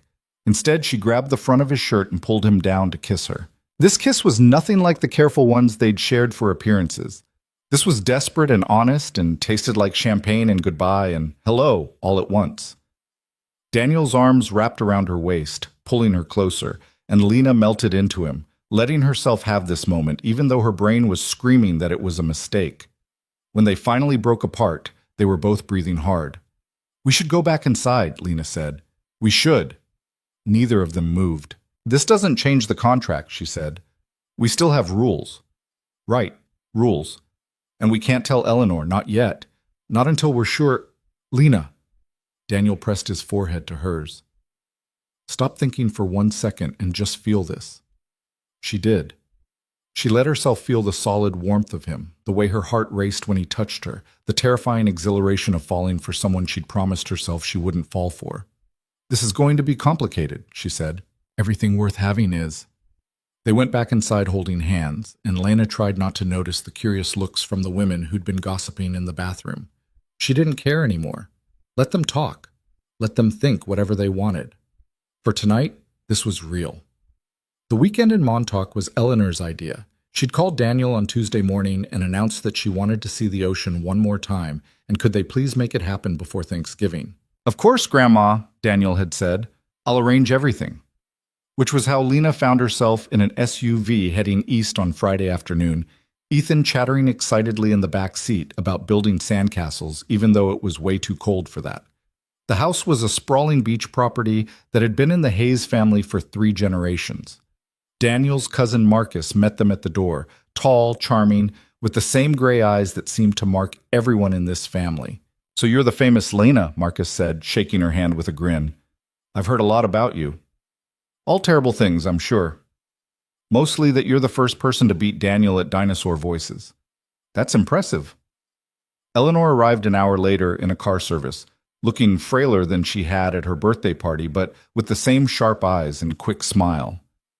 Daniel helped her up the front steps with a gentleness that made Lena's chest ache. The ocean, Eleanor said when they got her settled on the porch with a blanket and hot tea. I'd forgotten how much I missed it. They spent the evening cooking dinner together, or rather Marcus and Lena cooked while Daniel supervised Ethan's help, and Eleanor directed operations from her chair like a general commanding troops. It was chaotic and warm and felt nothing like the careful distance Lena had been trying to maintain. After Ethan went to bed, they sat on the porch watching the moon reflected on the water. Marcus had disappeared to take a phone call, leaving Lena and Daniel alone with Eleanor. I want to tell you both something, Eleanor said. Her voice was quieter than usual, tired. The doctors called this week. The treatment isn't working. They're recommending we stop and focus on comfort care. Daniel's hand tightened on the porch railing. Grandma, don't. Don't try to convince me to keep fighting. I'm 92 years old. I've had a good life. I'm ready. She looked at Lena. But I need to know you'll take care of my boys. Both of them. Lena's throat closed. Eleanor, promise me. Daniel tries so hard to be strong for everyone, but he's going to need someone when I'm gone. And Ethan, that sweet boy, deserves to have a mother who loves him. Eleanor reached for Lena's hand. Promise me you'll stay, that you won't run when things get hard. The weight of the lie pressed down on Lena's chest like a physical thing. She wanted to tell Eleanor the truth, wanted to confess that this was all temporary, that she was being paid to be here. But Daniel's eyes were on her, pleading silently, and Eleanor looked so hopeful. I promise, Lena whispered, and hated herself for it. Eleanor smiled. Good. That's settled then. She stood slowly, Daniel jumping up to help her. I'm going to bed. You two should stay up. Enjoy the ocean. Life's too short to waste beautiful nights. After she left, Lena and Daniel sat in silence. The waves crashed against the shore in a rhythm that should have been soothing but just made Lena feel restless. I'm a terrible person, she said finally. You're not? I just lied to a dying woman. You gave her what she needed to hear. Daniel's voice was rough. There's a difference. Is there? Lena stood, wrapping her arms around herself. Daniel, what happens when she's gone and I leave? What happens when Ethan asks where I went? What happens when your family realizes this was all fake? It's not fake. Not anymore. That doesn't change the fact that we started with a lie. Then we tell them the truth. Daniel stood too, moving closer. We tell them it started as an arrangement, but became real. People will understand. Will they? Or will they look at me like I'm some kind of con artist who took advantage of a grieving man? Lena, I need to walk. She headed for the stairs leading down to the beach. I just need some air. The sand was cold under her feet, the wind sharp with salt. Lena walked along the waterline, letting the ocean drown out the noise in her head. She'd known this was a bad idea from the start, had known that fake dating a billionaire would get complicated, that she'd get attached, that lines would blur. But she'd convinced herself she could handle it, could keep her emotions in check, could walk away cleanly when the time came. Now Eleanor was dying and Ethan called her name when he had nightmares, and Daniel looked at her like she was something precious, and Lena didn't know how to untangle the real from the performance anymore. You're going to freeze. She turned to find Daniel walking toward her, carrying a blanket. He draped it around her shoulders without asking permission. I needed to think, she said. You think too much. One of us has to. They stood together watching the waves. After a long moment, Daniel said, When Sarah died, I thought I was done. Done feeling anything, done wanting anything except to make sure Ethan was okay. I built walls so high I couldn't see over them, and I told myself that was strength. Daniel, then you fell into my apartment and knocked over my champagne and everything changed. You made me remember what it felt like to want something for myself, to hope for something more than just getting through each day. That's not fair, Lena said quietly. You can't put that on me. I can't be responsible for fixing you. I'm not asking you to fix me. I'm asking you to let me try this. Really try. Not as part of a contract, not as a performance for my grandmother. Just us, figuring out if this could be something real. And if it doesn't work, if we try and fail and make everything worse, then at least we'll know. At least we won't spend the rest of our lives wondering. Lena turned to face him. I'm scared. Me too. I don't fit in your world, Daniel. Tonight at the gala proved that. I don't know how to navigate charity events and business dinners and people who think I'm not good enough for you. Then we'll figure it out together. Lena, I don't care about any of that. I care about the woman who stayed up all night with my sick kid, who makes my grandmother laugh, who does terrible T-Rex impressions and isn't afraid to call me out when I'm being an idiot. You're rarely an idiot. See? You're already lying to make me feel better. That's love. The word hung between them, terrifying and perfect. Don't, Lena whispered. Don't say that unless you mean it. I mean it. Daniel cupped her face in his hands. I love you.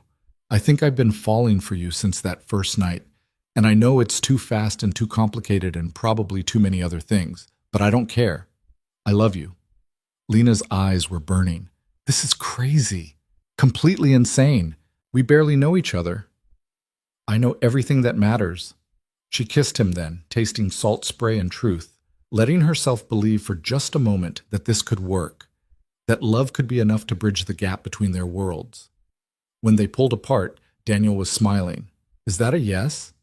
It's a maybe, a terrified, uncertain maybe. I'll take it. They walked back to the house hand in hand, and Lena tried not to think about how good it felt, or how much it was going to hurt when it ended. The rest of the weekend passed in a blur of stolen moments and careful pretense. They kept up appearances in front of Eleanor and Marcus, but every touch lingered a little longer, every glance held a little more weight. Ethan seemed to sense something had shifted. He started asking when Lena was going to move into the big bedroom with his daddy, which made Marcus laugh and Daniel turn red and Lena want to sink through the floor. Sunday morning, Eleanor asked to walk on the beach. Daniel tried to convince her to stay inside where it was warm, but she waved him off. I'm dying, not dead. Let an old woman see the ocean. They made a strange procession down to the sand, Daniel supporting Eleanor on one side, Lena on the other, with Marcus and Ethan trailing behind collecting shells. The wind was sharp, but Eleanor seemed energized by it, her face turned toward the water. I used to bring Daniel here every summer, she said. After his parents died, this was the place that felt safe. The ocean doesn't care about your problems. It just keeps going. It's beautiful, Lena said. It is. Eleanor squeezed her hand. Thank you, dear, for this weekend, for making my boy smile again, for giving an old woman hope. The guilt was crushing. Eleanor, I know. Eleanor's voice was gentle. You think I don't see what's happening? You think I can't tell that something between you two has shifted? Lena's heart stopped. What do you mean? I mean, I see the way you look at each other, like you're both terrified and thrilled at the same time. Eleanor smiled. That's how I looked at my husband when we first fell in love, like I'd found something precious and was afraid of breaking it. I don't want to hurt him, Lena said quietly. Then don't. Stay. Fight for this. Love isn't supposed to be easy, but it's always supposed to be worth it. Before Lena could respond, Marcus called out that Ethan had found a huge shell, and the moment passed. But Eleanor's words stayed with her all the way back to the city. Monday morning, Lena woke to her phone exploding with notifications, texts from Maya. Lena, call me right now. This is important. Why aren't you answering? She called back immediately. Maya answered on the first ring. Have you seen the news? What? No, I just woke up. What's going on? Check your phone, check Twitter, check literally anything. Maya's voice was tight. Someone leaked your contract. The room tilted. What? The full contract, the dollar amounts, the 3-month term, everything. It's everywhere. Billionaire Daniel Hayes pays woman $500,000 to fake relationship. The Post ran it as their front page. Lena's hands were shaking so hard she nearly dropped her phone. How? Who? I don't know, but Lena, it's bad. People are calling you a gold digger. They're saying Daniel's a joke for having to pay someone to date him. Someone dug up your old Instagram photos and is comparing them to recent pictures at the gala. It's a whole thing. The bedroom door flew open. Daniel stood there in wrinkled clothes, looking like he hadn't slept. His phone was in his hand, his expression devastated. "Lena," he said, "we need to talk." "Maya, I'll call you back," Lena said, her voice hollow. She ended the call without waiting for a response. Daniel closed the door behind him. In the hallway, she could hear Patricia's clipped voice on the phone, already doing damage control. The normalcy of that sound, Patricia handling a crisis, made everything feel surreal. "How bad is it?" Lena asked. Daniel's laugh was bitter. "Define bad. The tabloids are having a field day. My office has been fielding calls since 5 a.m. Someone sent the contract to every major news outlet in the city." He ran a hand through his hair. "TMZ is calling it the most expensive fake relationship in history." Lena pulled up her phone with shaking hands. The headlines were exactly as brutal as Maya had warned. "Billionaire's bizarre dating contract exposed. $500,000 for 3 months of fake love. Daniel Hayes pays for companionship while grandmother dies."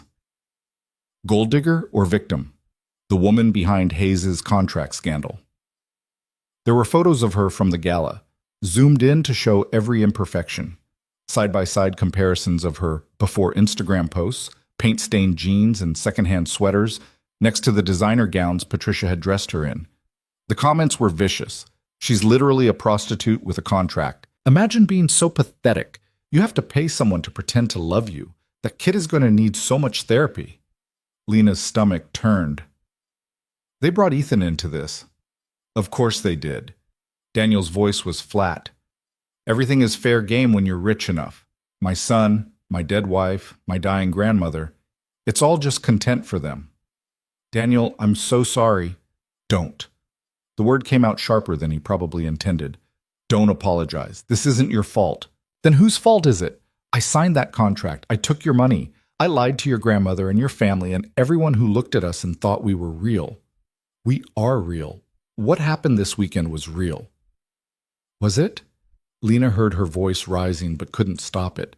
"Or was that just another part of the performance? How am I supposed to know the difference anymore?" Daniel flinched like she'd hit him. "You know the difference. You felt it. Don't pretend you didn't." Feeling something doesn't make it real. Feeling something doesn't change the fact that this entire relationship is built on a lie. "It started as a lie," Daniel said, "but it became something else. You know it did." Before Lena could respond, her phone rang. Eleanor's name flashed across the screen. They stared at it in horror. "I can't," Lena whispered. "I can't talk to her. Not after—" "Let me." Daniel took the phone, answered it. "Hi, Grandma." Even from across the room, Lena could hear Eleanor's voice, strong despite the early hour. "Is it true? What they're saying in the papers?" Daniel closed his eyes. "Grandma, just answer the question, Daniel. Did you pay that girl to pretend to date you?" The silence stretched impossibly long. "Yes," Daniel said finally. "But it's not what you think. What I think is that you lied to me. You looked me in the eye and let me believe you'd found something real, something worth holding on to. You let me die thinking you were going to be okay. You're not dying. Don't." Eleanor's voice cracked. "Don't insult me by pretending this changes anything. I asked you for one thing, Daniel, one honest thing before I go, and you couldn't even give me that." "I love her." The words burst out of Daniel like a confession. "The contract was real, but what I feel for her, that's real too. I love her, Grandma. I didn't mean for it to happen, but it did." Lena's breath caught. "Does she love you?" Eleanor asked quietly. Daniel looked at Lena, his expression raw and desperate. "I don't know." "Then you're an even bigger fool than I thought." Eleanor sighed, the sound exhausted. "I need time, Daniel. I need to think. Don't call me. Don't come see me. Not until I'm ready." The line went dead. Daniel stood there holding Lena's phone like it might explode. Then, carefully, he set it down on the dresser. "I should go," he said. "I have meetings, press statements to approve. Patricia needs to coordinate with the legal team about the leak. Someone violated the NDA, and we need to find out who." "Daniel, not now, Lena. I can't—" His voice broke. "I can't do this right now." He left, and Lena sank onto the bed, her whole body shaking. The next 3 days were a nightmare. Lena stayed in her room as much as possible, avoiding the cameras that had appeared outside the building, the reporters who somehow got her cell number and called at all hours. Patricia had arranged security, but they couldn't stop the photos taken with telephoto lenses or the speculation that ran rampant online. Maya came over on day 2, sneaking in through the service entrance with Thai food and wine. "You look like hell," Maya said, which was true. Lena hadn't washed her hair in 3 days and was living in the same sweatpants she'd been wearing since Monday. "Thanks. That's helpful." "I'm not here to be helpful. I'm here to tell you the truth." Maya set down the food and grabbed Lena's shoulders. "This is bad, but it's not the end of the world. In 2 weeks, some celebrity will do something stupid and everyone will forget about you." "Eleanor won't forget. Daniel's family won't forget." Lena's voice cracked. "I broke a dying woman's heart, Maya. I made her think her grandson had found happiness, and it was all a lie." "Was it all a lie? Does it matter?" "Of course it matters." Maya shook her gently. "Lena, I've known you for 8 years. I've seen you date. I've seen you get your heart broken and put it back together. And I have never, not once, seen you look at anyone the way you look at Daniel Hayes. That doesn't change anything. It changes everything. The contract was fake. Your feelings aren't. His feelings aren't. You think I didn't see the way he looked at you at that gala? The man is in love with you." "He said that," Lena whispered. "On the beach. He told me he loved me." "And what did you say?" "Nothing. I didn't say anything because I was too scared." She pulled away from Maya, wrapped her arms around herself. "And now it's too late. Now everyone knows the truth, and there's no way to fix this. There's always a way to fix things. You just have to decide if you want to." "I don't know what I want anymore." Maya was quiet for a moment. Then she said, "Where's Daniel now?" "His office. He's been there since Monday. I think he's sleeping there too. He hasn't been home except to see Ethan, and even then he barely looks at me." "Have you tried talking to him?" "What would I say? Sorry I ruined your life? Sorry your grandmother hates both of us now? Sorry the entire city thinks you're pathetic for having to pay someone to date you?" "How about I love you too?" Lena's breath caught. "I can't." "Why not?" "Because what if it's not enough? What if we try and fail and end up hating each other? What if—" She stopped, swallowed hard. "What if I'm not worth fighting for?" "Oh, honey," Maya pulled her into a hug. "You're worth fighting for. You've always been worth fighting for. You just need to start believing it." That night, Lena lay awake listening to the sounds of the penthouse. Daniel had come home around midnight. She'd heard the front door, heard him check on Ethan, heard his footsteps pause outside her door before continuing to his own room. She wanted to go to him, wanted to knock on his door and tell him everything Maya had said, tell him that she was terrified but willing to try, tell him that she loved him too. But fear kept her frozen in bed, staring at the ceiling, letting the moment slip away. On Thursday morning, Patricia knocked on Lena's door with an expression that meant business. "We need to talk about your options," she said without preamble. "My options?" "For leaving. The contract specifies 2 weeks' notice for early termination, but given the circumstances, Mr. Hayes is willing to waive that requirement. He'll still honor the first payment, the $250,000 you received upon signing. You can leave today if you want to." The words hit like a punch to the gut. "He wants me to leave? He wants you to have the choice. He doesn't want you to feel trapped here while the media circus continues." Patricia's expression softened slightly. "For what it's worth, I think you should stay. I think you should fight for this. But that's not my decision to make." "Does he want me to stay?" "That's a question you should ask him yourself." But Lena didn't ask him, because Daniel was avoiding her as carefully as she was avoiding him. They moved through the penthouse like ghosts, always just missing each other, communicating through Patricia and careful notes about Ethan's schedule. The only time they were forced together was Friday afternoon, when Daniel's lawyer called an emergency meeting about the leak investigation. They sat on opposite ends of the conference table in Daniel's home office, while the lawyer, a sharp-eyed woman named Rebecca, laid out what they'd found. "The leak came from someone inside Hayes Capital Management," Rebecca said. "We tracked the digital fingerprints on the document back to an IP address registered to your cousin Thomas's assistant."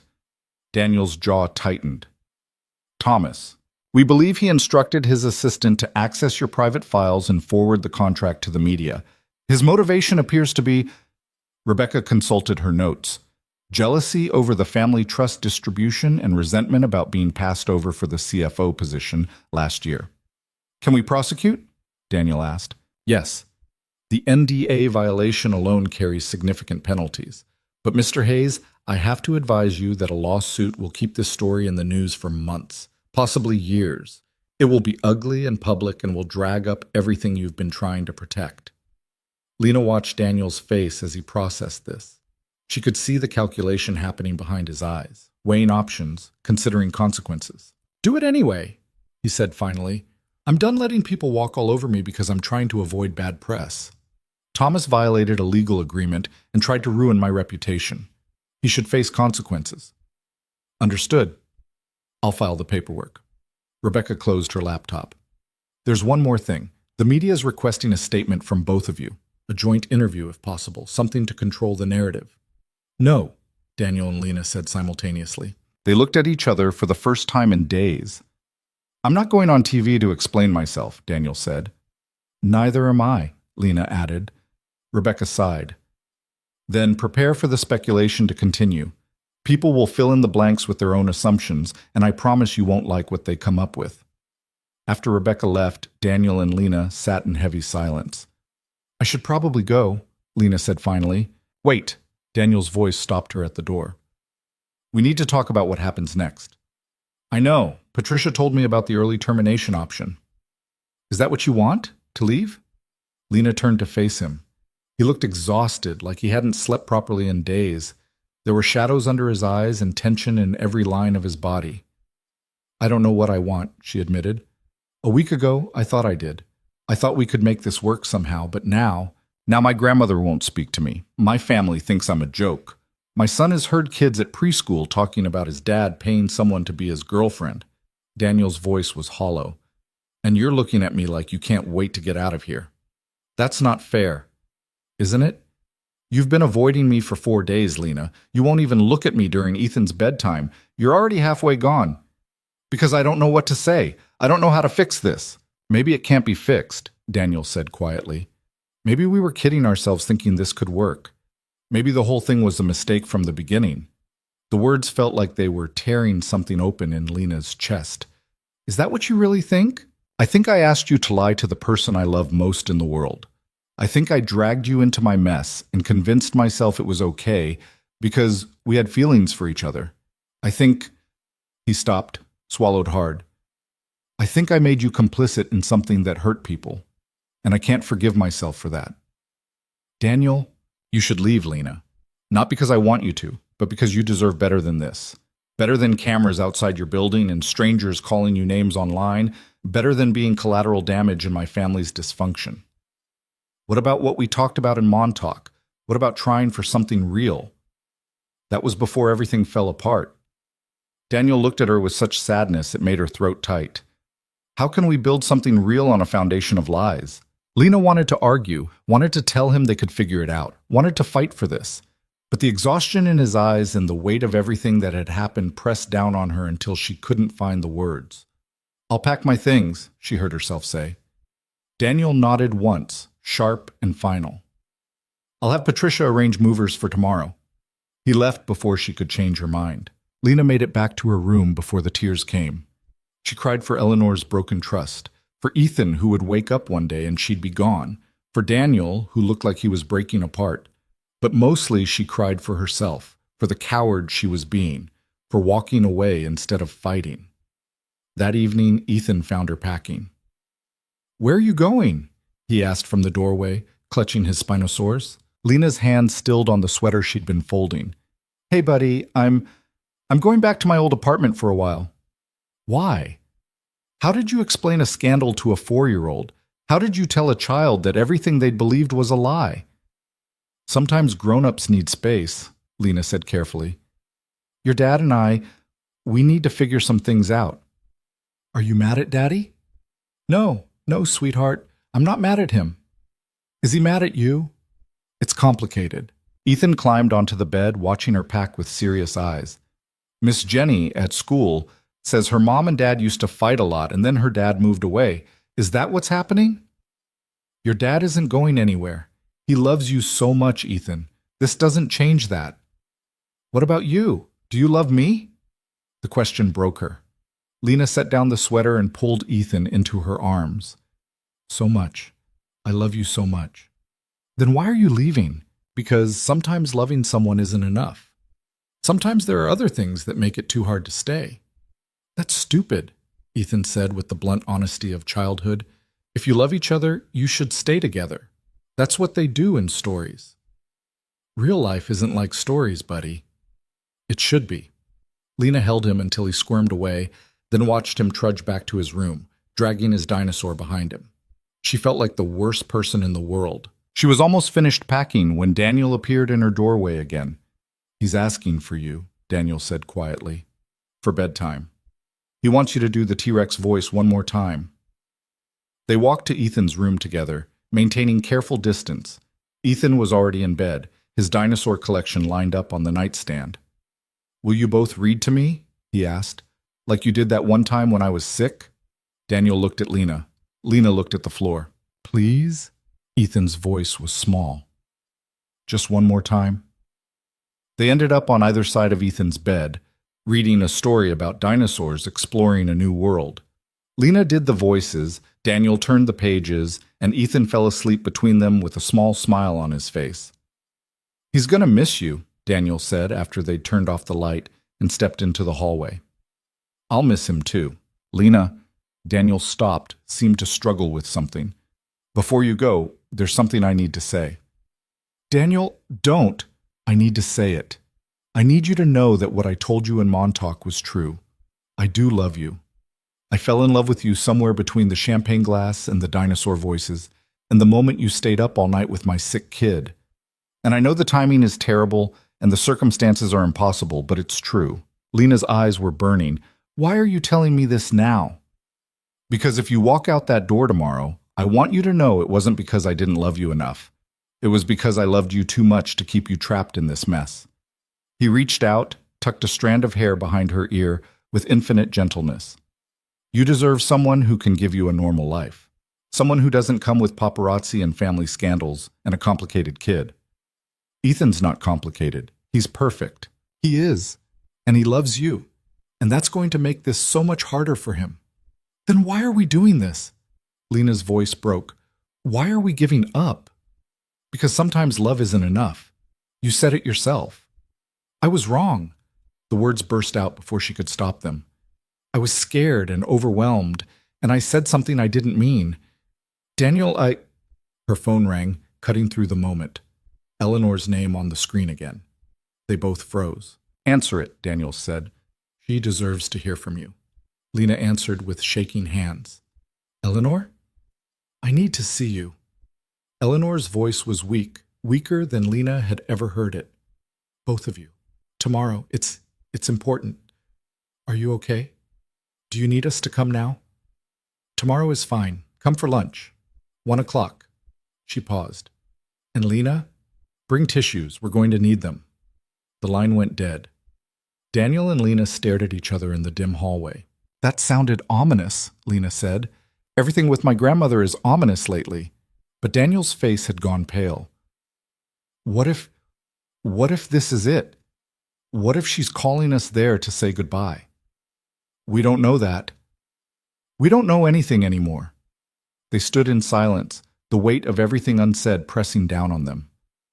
I'll still be here tomorrow morning, Lena said finally. For this. After, we can figure out the rest. Okay. Neither of them moved. Daniel, what you said before, don't. Not right now. He stepped back, creating distance. I can't hear whatever you're about to say, and still function tomorrow. Let's get through lunch with my grandmother. Then we can talk. He disappeared into his room before Lena could respond. She went back to her own room, to the half-packed suitcases and the life she was supposed to be leaving. But instead of continuing to pack, she sat on the edge of the bed and pulled out her phone. There was a text from Maya. You okay? Lena typed back, no. But I'm going to be.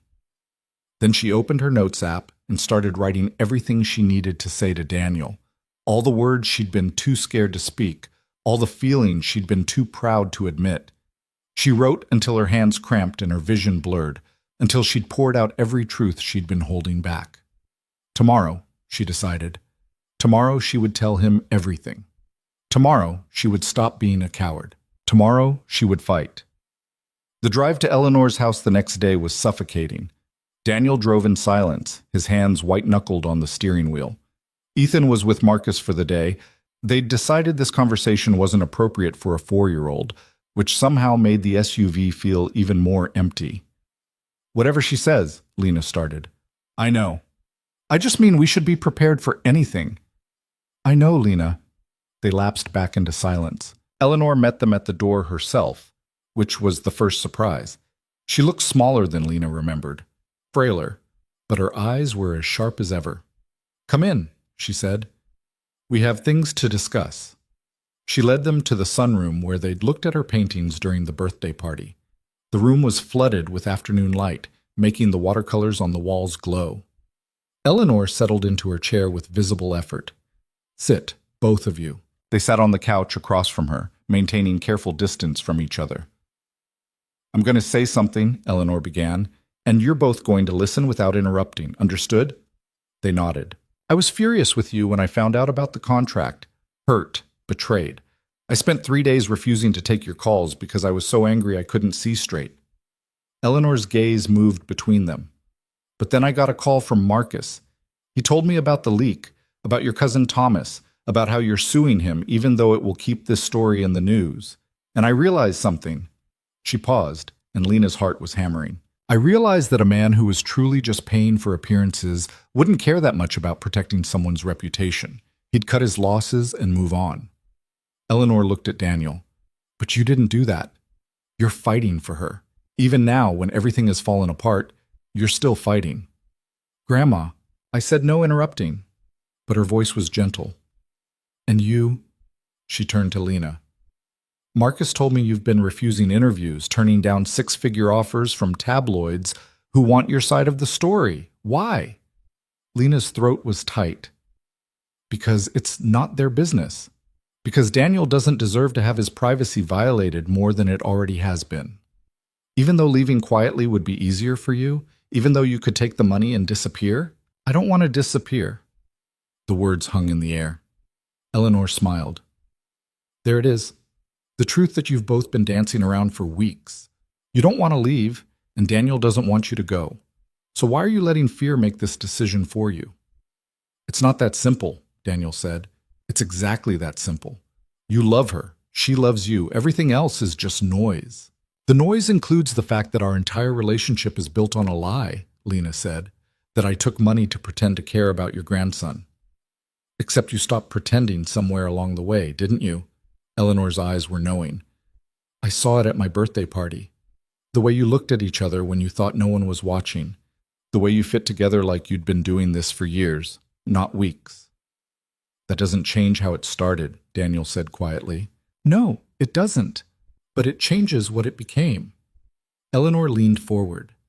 I'm 92 years old.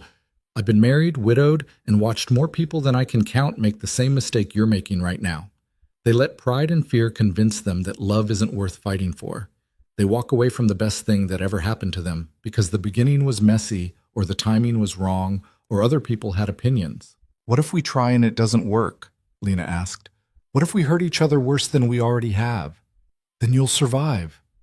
People survive heartbreak every day. But you know what you don't survive? Regret. Wondering what could have been if you'd just been brave enough to try.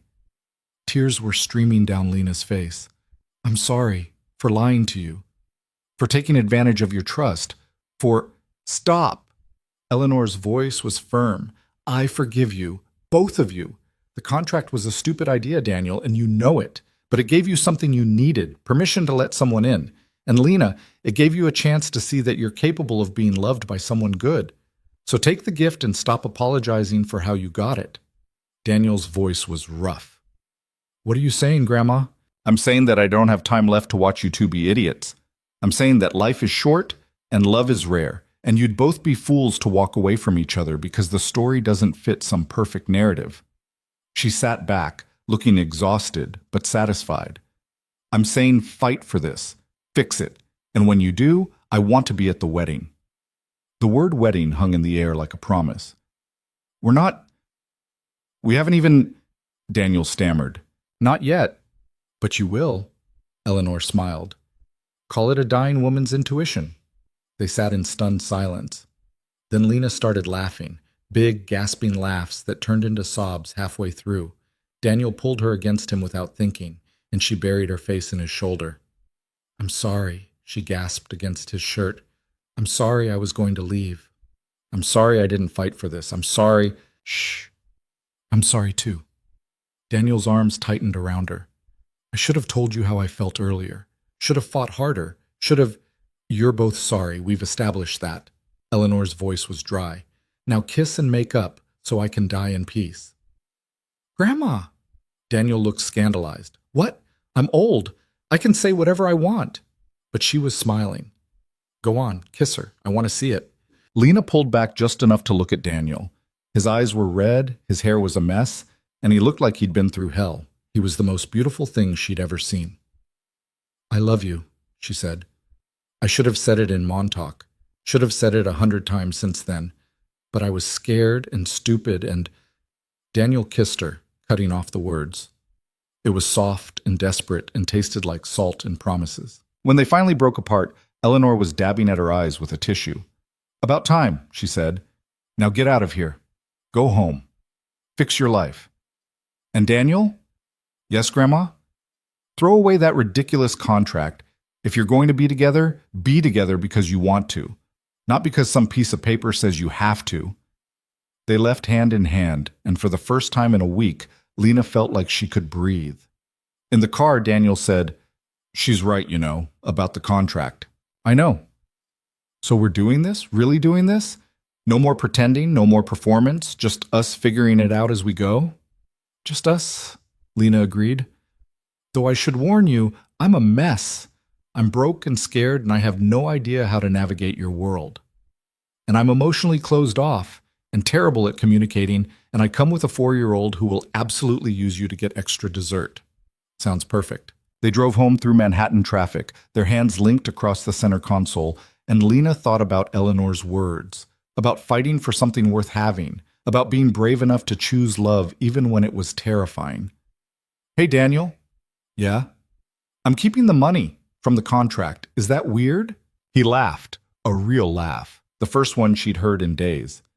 "You earned it. You put up with my family, my grandmother's interrogation, and 4 weeks of media training from Patricia. You absolutely earned it. I'm going to use it to start my own design studio. Do the kind of work I actually care about instead of just taking whatever pays." "That's perfect." He squeezed her hand.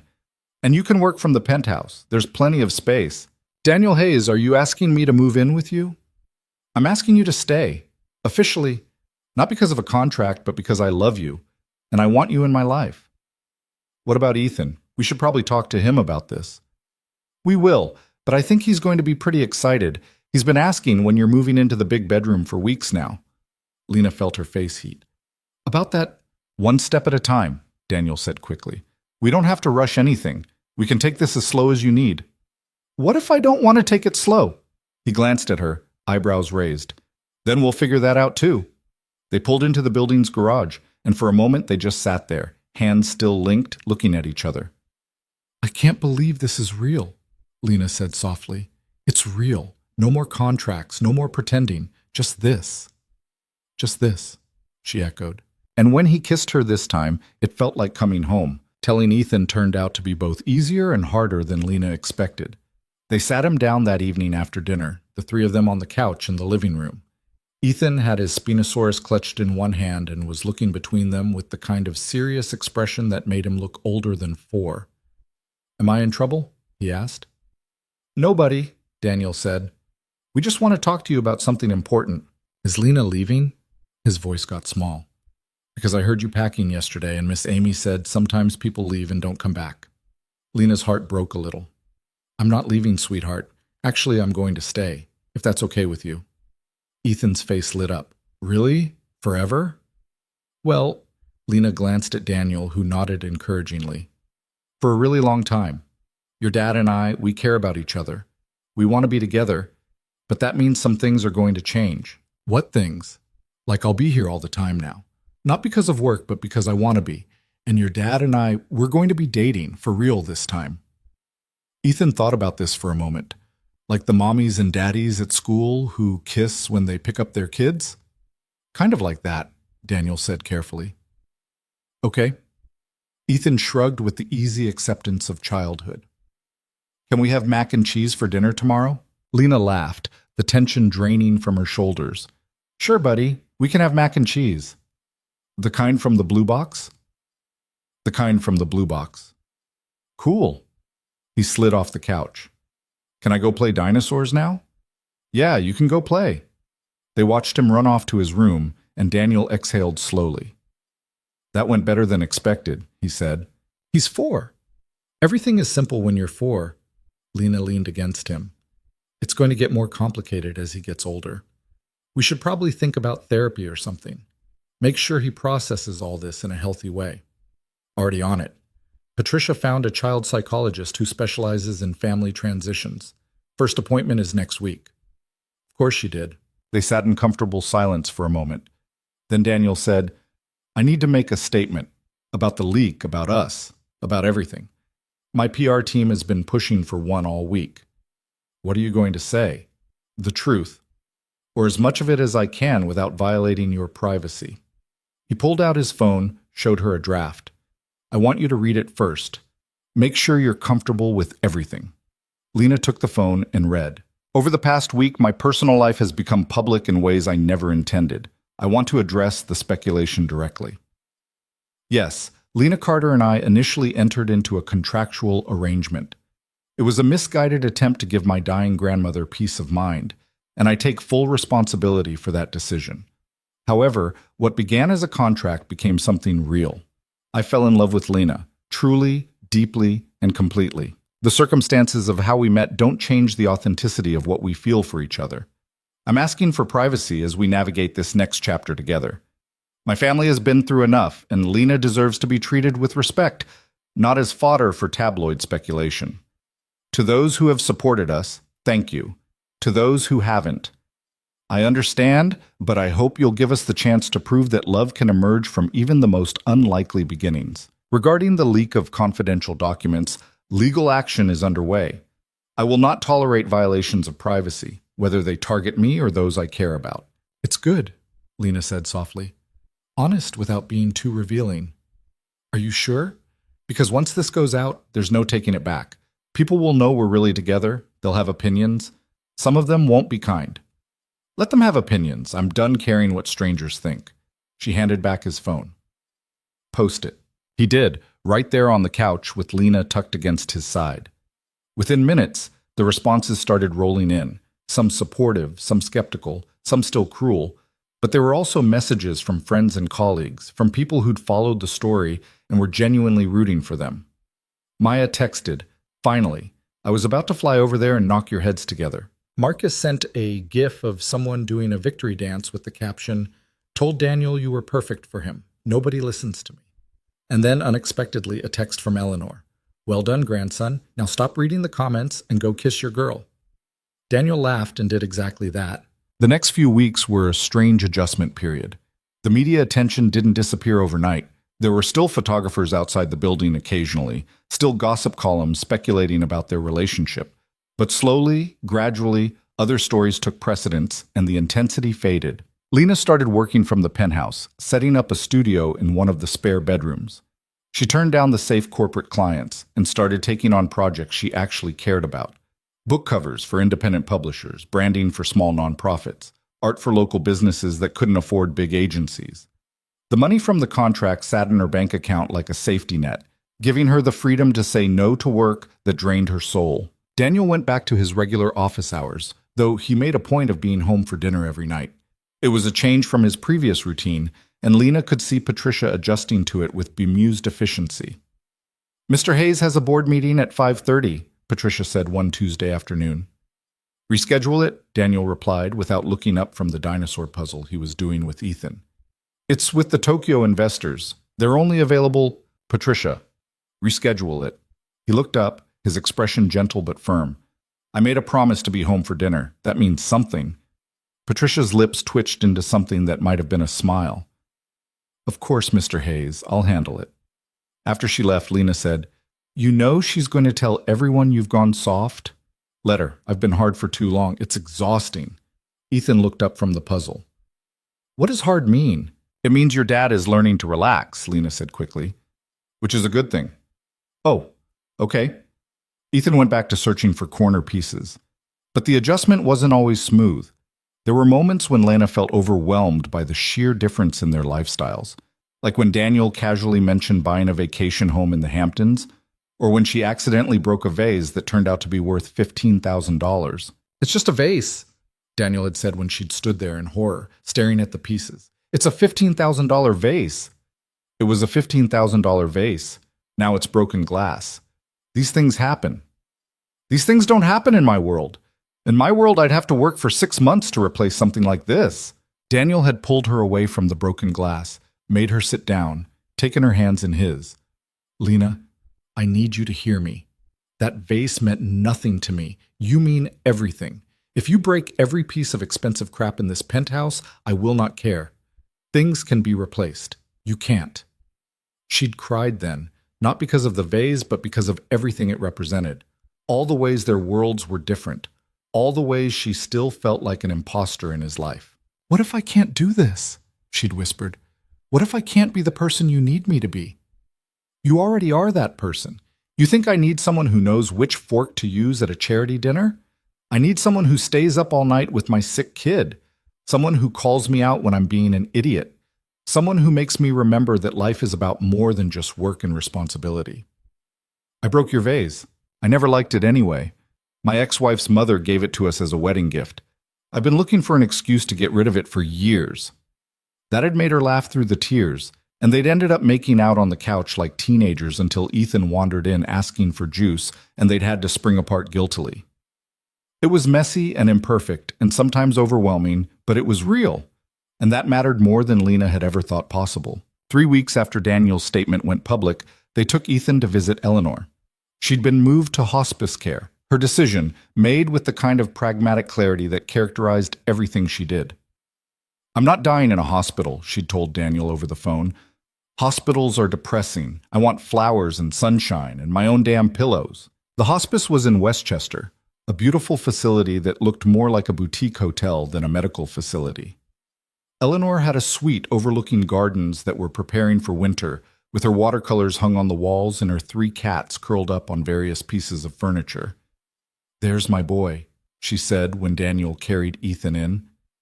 Her voice was weaker than it had been, but her smile was genuine. And my future granddaughter. Lena's face heated. Eleanor? What? You think I don't know what's coming? I'm dying, not blind. She patted the bed beside her. Sit. Tell me everything. They spent 2 hours with her, talking about everything and nothing. Ethan showed her the drawing he'd made at school.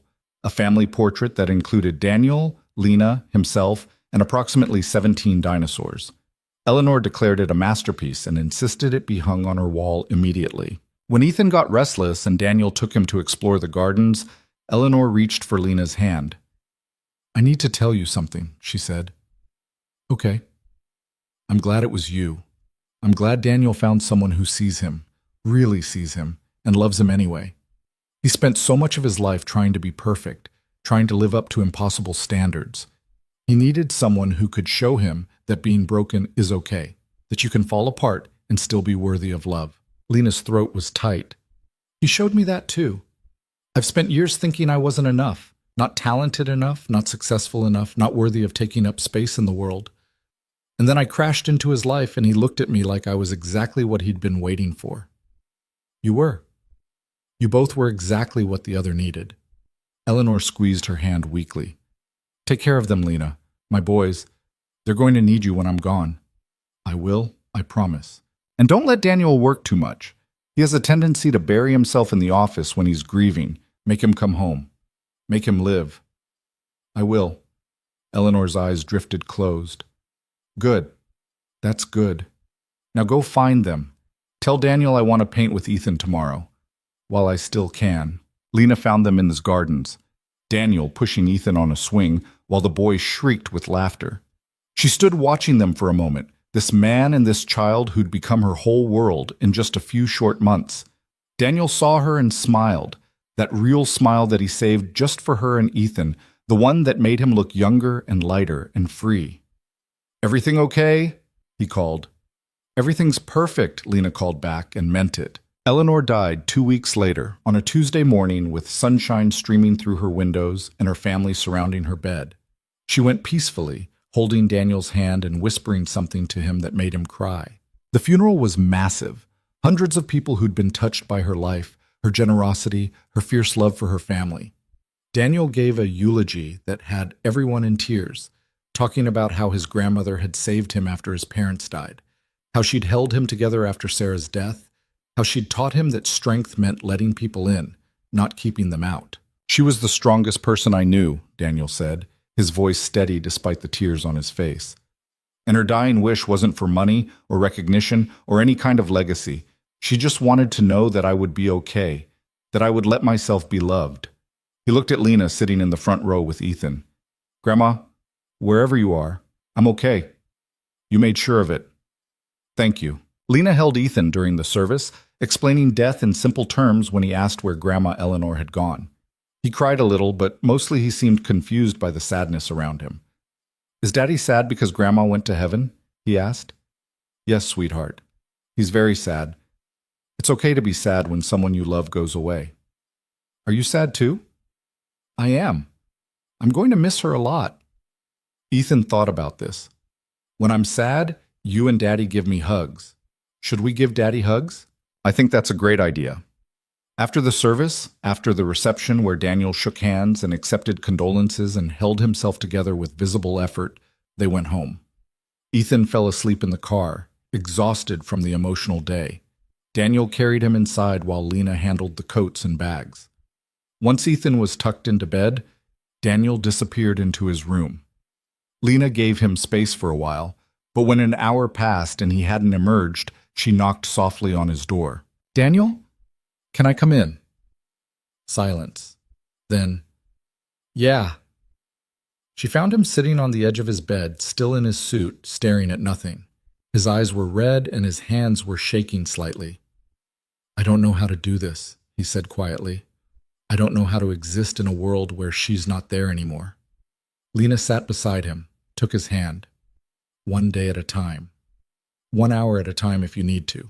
She was the last connection to my parents, the last person who remembered them the way I do. And now she's gone and I feel like I'm completely untethered." "You're not untethered. You have Ethan, you have me, you have a whole life full of people who love you. What if I can't do this? What if I fall apart and can't put myself back together? Then I'll help you. That's what love is, Daniel. It's not about being strong all the time. It's about letting someone catch you when you fall." He turned to her and the grief in his eyes was devastating. "I'm so tired of falling." "I know, but you don't have to do it alone anymore." He broke then, really broke, sobbing against her shoulder while she held him and whispered that it was okay, that she had him, that he was safe. They stayed like that until the tears ran out and he was left hollow and exhausted. "Come on," Lena said gently. "Let's get you into bed." She helped him out of his suit, found comfortable clothes in his drawer, made him drink water even though he said he wasn't thirsty. Then she climbed into bed with him, the first time she'd been in his room since that night weeks ago when everything had fallen apart. "Stay," he whispered. "I'm not going anywhere." She held him while he fell asleep, and at some point she drifted off too, waking hours later to find him watching her in the dim light from the windows. "Hi," she said softly. "Hi." His voice was rough from crying. "Thank you. For today. For all of this." "You don't have to thank me." "I do. You didn't sign up for this, for helping me through grief and taking care of my kid and dealing with my mess of a family. Actually, I kind of did. That was in the contract, remember? Support during family events." That surprised a laugh out of him. "Pretty sure the contract expired weeks ago." "Then I'm here because I want to be, because I love you and Ethan and this complicated, messy life we're building together." Daniel pulled her closer, pressed his forehead to hers. "I love you too. I don't say it enough, but I do. You saved me, Lena. You and that ridiculous silver dress and your terrible sense of direction. It was a good dress. Maya picked it out. It was a $30 dress that changed my life. That's the most romantic thing anyone's ever said about discount fashion. He kissed her then, soft and slow and full of promise. And for the first time since Eleanor's death, Lena felt like everything might actually be okay. The next few months were a process. Daniel grieved in waves. Some days he was fine, functioning normally, laughing at Ethan's jokes and working long hours. Other days he'd wake up with that hollow look in his eyes, and Lena would quietly rearrange both their schedules so they could just be together. She learned his grief rhythms, learned when he needed space and when he needed holding, learned the difference between productive solitude and destructive isolation. And slowly, gradually, she watched him heal. Ethan helped more than anyone expected. His innocence, his constant questions, his inability to stay sad for long, all of it forced Daniel to keep living, keep engaging, keep showing up even when it hurt. "Daddy, can we go to the museum?" Ethan asked one Saturday morning, about 3 months after Eleanor's funeral. "Miss Jenny says there's a new dinosaur exhibit." Daniel was staring at his coffee, that distant look in his eyes that meant he was thinking about his grandmother. But at Ethan's question, he focused. "Yeah, buddy, we can go to the museum. Can Lena come?" Of course Lena can come. She's family now. The word family hit Lena in the chest. She met Daniel's eyes across the table and saw everything she needed to see there. They went to the museum, the three of them, and spent 4 hours looking at dinosaurs and doing the voiceover narration that had become their tradition. Other families smiled at them in that knowing way that said they recognized the dynamic. Two parents and their kid having a perfectly normal Saturday. And maybe that's what they were now. Not billionaire and contracted girlfriend, not scandal and recovery, just a family figuring it out as they went. That evening, after Ethan was asleep, Daniel found Lena in her studio. She'd been working on a painting, something she hadn't done in years, but grief had a way of making you crave creation. "That's beautiful," he said, looking at the canvas. It was the view from the penthouse windows, the city at twilight, all light and shadow. "Thanks. I'm out of practice, but it feels good to paint again." Eleanor would have loved it. His voice caught slightly on her name. "She kept asking me if you were still painting, said she wanted to see your work." I wish I'd shown her. I wish I'd had more time with her. "Me too." Daniel moved to stand behind her, wrapping his arms around her waist. But I think she knew how much we cared about her, how much she meant to us. They stood like that for a while, watching the city lights flicker on one by one. "I've been thinking," Daniel said eventually, "about the future, about what comes next." "Okay." "I want to start a foundation, in Eleanor's name, focus on arts education for underprivileged kids.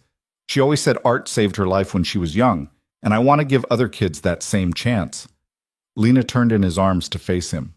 "That's perfect. She would love that. I want you to run it. You have the background, the passion, the understanding of what it's like to struggle as an artist. You'd be perfect." "Daniel, I don't know anything about running a foundation." "You'll learn. We'll hire people who know the logistics. But the vision, the heart of it, that should be yours." He tucked a strand of hair behind her ear. "What do you say? Want to quit graphic design and change some lives?" Lena's heart was pounding. "You're serious?" "Completely. I've already talked to my lawyers about the structure. We could launch by fall if you're interested." "I'm interested. I'm terrified, but I'm interested." "Good. Because I also have another question." Something in his tone made her breath catch. "What question?" Daniel stepped back and then, impossibly, he was dropping to one knee. Lena's hands flew to her mouth. "Daniel, I know this is fast. I know we've only been really together for a few months. I know that normal people wait years before doing this." He pulled a small box from his pocket. "But nothing about us has ever been normal. We started with a contract and a lie and somehow built something real anyway. And I don't want to waste any more time pretending to be cautious when I know exactly what I want." "Daniel, Lena Carter, you fell into my life when I least expected it and most needed it. You made me remember how to feel. You gave my son someone who loves him completely. You held me together when I was falling apart and called me out when I was being an idiot. You're messy and imperfect and you break expensive vases and do terrible dinosaur impressions, and I love every single thing about you." He opened the box. The ring inside was simple and beautiful. A single diamond on a platinum band, elegant without being ostentatious. "Will you marry me? Will you take this broken billionaire and his dinosaur-obsessed kid and build a life with us? No contract this time. Just love. Just choice. Just us figuring it out together." Lena was crying, ugly crying, the kind that made her nose run and her face blotchy. "Yes. Yes, of course, yes." Daniel stood, slid the ring onto her finger with shaking hands, and kissed her while she laughed and cried and tried to remember how to breathe. "I love you," she said against his mouth. "I love you so much." "I love you too, and I promise, no more contracts, no more hiding, just truth from here on out." "Just truth," she agreed. From down the hall they heard a small voice. "Are you guys kissing again? Can I have juice?" They broke apart laughing. Daniel called back, "Yeah, buddy, you can have juice, and we have something to tell you." They told Ethan together, sitting on his bed with the dinosaur nightlight casting shadows on the walls. He listened with wide eyes as Daniel explained that Lena was going to be part of their family forever now, that she was going to marry Daddy. "Does that mean Lena will be my mommy?" Ethan asked. Lena's breath caught. They'd avoided that word carefully, not wanting to replace Sarah's memory. "Lena will be Lena," Daniel said gently. "She'll love you and take care of you and be part of our family, but your mom, your first mom, she'll always be your mom too. Nobody's trying to replace her." "Can I have two moms? Like Jake at school has two dads?" "You can have whatever family configuration makes you happy, buddy." Ethan thought about this seriously. Then he looked at Lena. "Will you read me dinosaur books? Every night, if you want. And do the T-Rex voice. The best T-Rex voice you've ever heard. Okay, then you can be my second mom." He paused. "But I'm going to keep calling you Lena, because that's your name." "That works perfectly for me," Lena said, her voice thick with emotion. Ethan seemed satisfied with this arrangement. "Can we have cake tomorrow? When people get married on TV, there's always cake." "We're not getting married tomorrow, buddy," Daniel said, laughing. "But yes, when we do get married, there will definitely be cake." "Good," Ethan yawned. "Can I go back to sleep now?" They tucked him in again, and as they walked back down the hall, Lena said, "That went better than expected." "He's 4. Everything is simple when you're 4. "You stole my line. I learned from the best."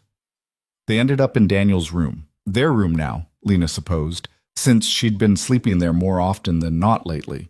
She looked at the ring on her finger, still not quite believing it was real. "When do you want to do this?" she asked. "The wedding, I mean." "Whenever you want. We can do something big or something small, whatever makes you happy. I want Eleanor to be there." The words came out before Lena could think them through, and she immediately regretted them. "I'm sorry, that was stupid. She's gone." "No." Daniel's voice was rough. "It wasn't stupid. I want her there too." He pulled Lena close. "We'll find a way to honor her. Maybe get married at the beach house in Montauk, where we had that last good weekend with her. Maybe ask the officiant to mention her in the ceremony. Something. She'd probably tell us we're being too sentimental." "Absolutely. And then she'd cry anyway because she was secretly a softie." They stood together by the windows, looking out at the city where they'd met, where everything had started with one wrong turn and one broken glass. "Do you ever think about how different things would be if I'd gotten off on the right floor that night?" Lena asked. "Every day. And every day I'm grateful you didn't. Even with everything that happened, the scandal, the pain, all of it, especially with all of that. It taught me that nothing worth having comes easy, that love requires risk and vulnerability and being willing to look like an idiot sometimes." He turned her to face him. "You were worth all of it, Lena. You and this life we're building, it's worth everything." She kissed him then, deep and slow, tasting promise and future and home. They got married 6 months later on a beautiful September afternoon at the Montauk house. It was small, just family and close friends, maybe 40 people total. Maya was Lena's maid of honor, Marcus stood up for Daniel, and Ethan served as ring bearer with the kind of serious concentration that made everyone smile. The ceremony was on the beach, with the ocean as their backdrop. Lena wore a simple white dress, nothing like the designer gowns Patricia had tried to push her toward. Daniel wore a navy suit with his shirt open at the collar, looking relaxed and happy, and more like himself than Lena had ever seen him. The officiant mentioned Eleanor in the ceremony, talking about how she'd brought them together in her own unconventional way, how she'd taught them that love was worth fighting for even when the beginning was messy. When it came time for the vows, Daniel went first. Lena, when you fell into my apartment that night, I thought you were just another disaster in a life full of them. Turns out you were the best disaster that ever happened to me. You taught me that being broken doesn't mean being worthless, that asking for help isn't weakness, that love can grow in the strangest places if you're brave enough to let it. His voice caught. You gave me back my life. You gave Ethan a mother who loves him fiercely, and you gave me a future I'd stopped believing in. I promised to spend the rest of my life proving that you made the right choice. I promised to do the dinosaur voices even when I'm too tired. I promised to let you win arguments sometimes. And I promise to love you, not in spite of your imperfections, but because of them. Because perfect is boring and you are anything but boring. People laugh through their tears. Lena was crying so hard she could barely see. Daniel, she started, then had to stop and collect herself. I came to New York 5 years ago thinking I knew what I wanted.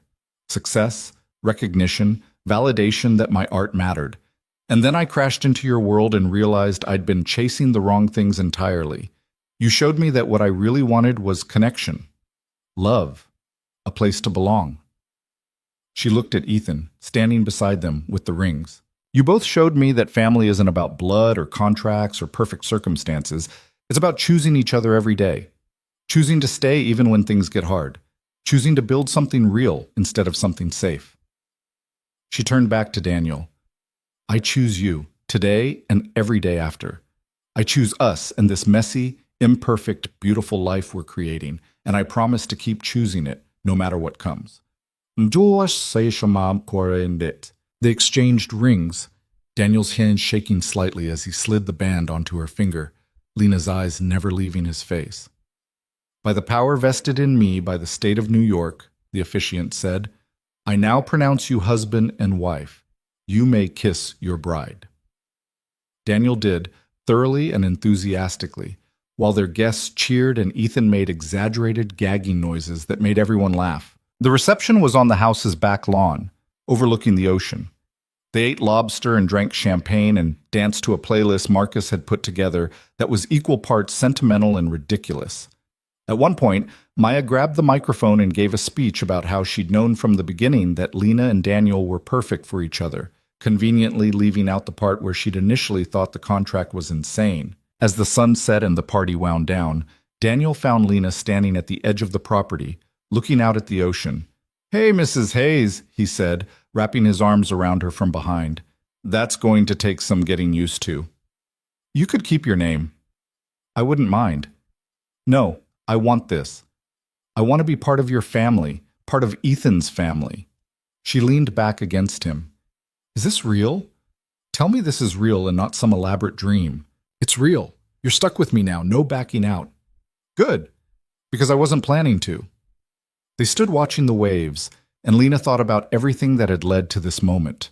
The wrong party, the broken glass, the contract that was supposed to be simple, Eleanor's wisdom, Ethan's innocence, Daniel's courage in letting her in. Nothing about their story was conventional. Nothing about it was easy. But it was theirs, built on truth and choice and the kind of love that refused to follow anyone else's rules. Hey, Daniel, she said softly. Yeah? Thank you. For what? For being weird enough to offer a stranger $500,000 to fake date you. For being broken enough to need saving. For being brave enough to fall in love with me anyway. He turned her in his arms, framed her face with his hands. Best investment I ever made. I'm pretty sure that's not how love is supposed to work. Nothing about us is how it's supposed to work. And I wouldn't change a single thing. He kissed her as the sun dipped below the horizon, painting the sky in shades of orange and pink and gold. Behind them, they could hear Ethan's laughter as Marcus chased him around the lawn, hear the music and conversation of people who loved them. This was family. This was home. This was the life they'd built from lies and truth and everything in between. And standing there with the ocean breeze in her hair and Daniel's arms around her and their future stretching out impossibly bright, Lena finally understood what Eleanor had tried to tell her that day in the sunroom. Love wasn't about perfect circumstances or careful planning. It was about finding someone who saw all your broken pieces and loved you anyway. Someone who made you braver, kinder, more yourself than you'd ever been alone. It was about choosing each other every single day, even when it was hard. Especially when it was hard. And sometimes, just sometimes, it was about falling into the wrong penthouse at exactly the right moment and having the courage to stay. Lena had spent years trying to find her place in the world, trying to prove she was worthy of taking up space, but she'd been looking in all the wrong places. Her place wasn't in prestigious galleries or high-profile clients or external validation. Her place was right here, in the arms of a man who'd learned to open his heart, in the life of a little boy who needed someone to love him, in the messy, imperfect, beautiful reality of a family they were building together. She was home, and for the first time in her life, that was enough.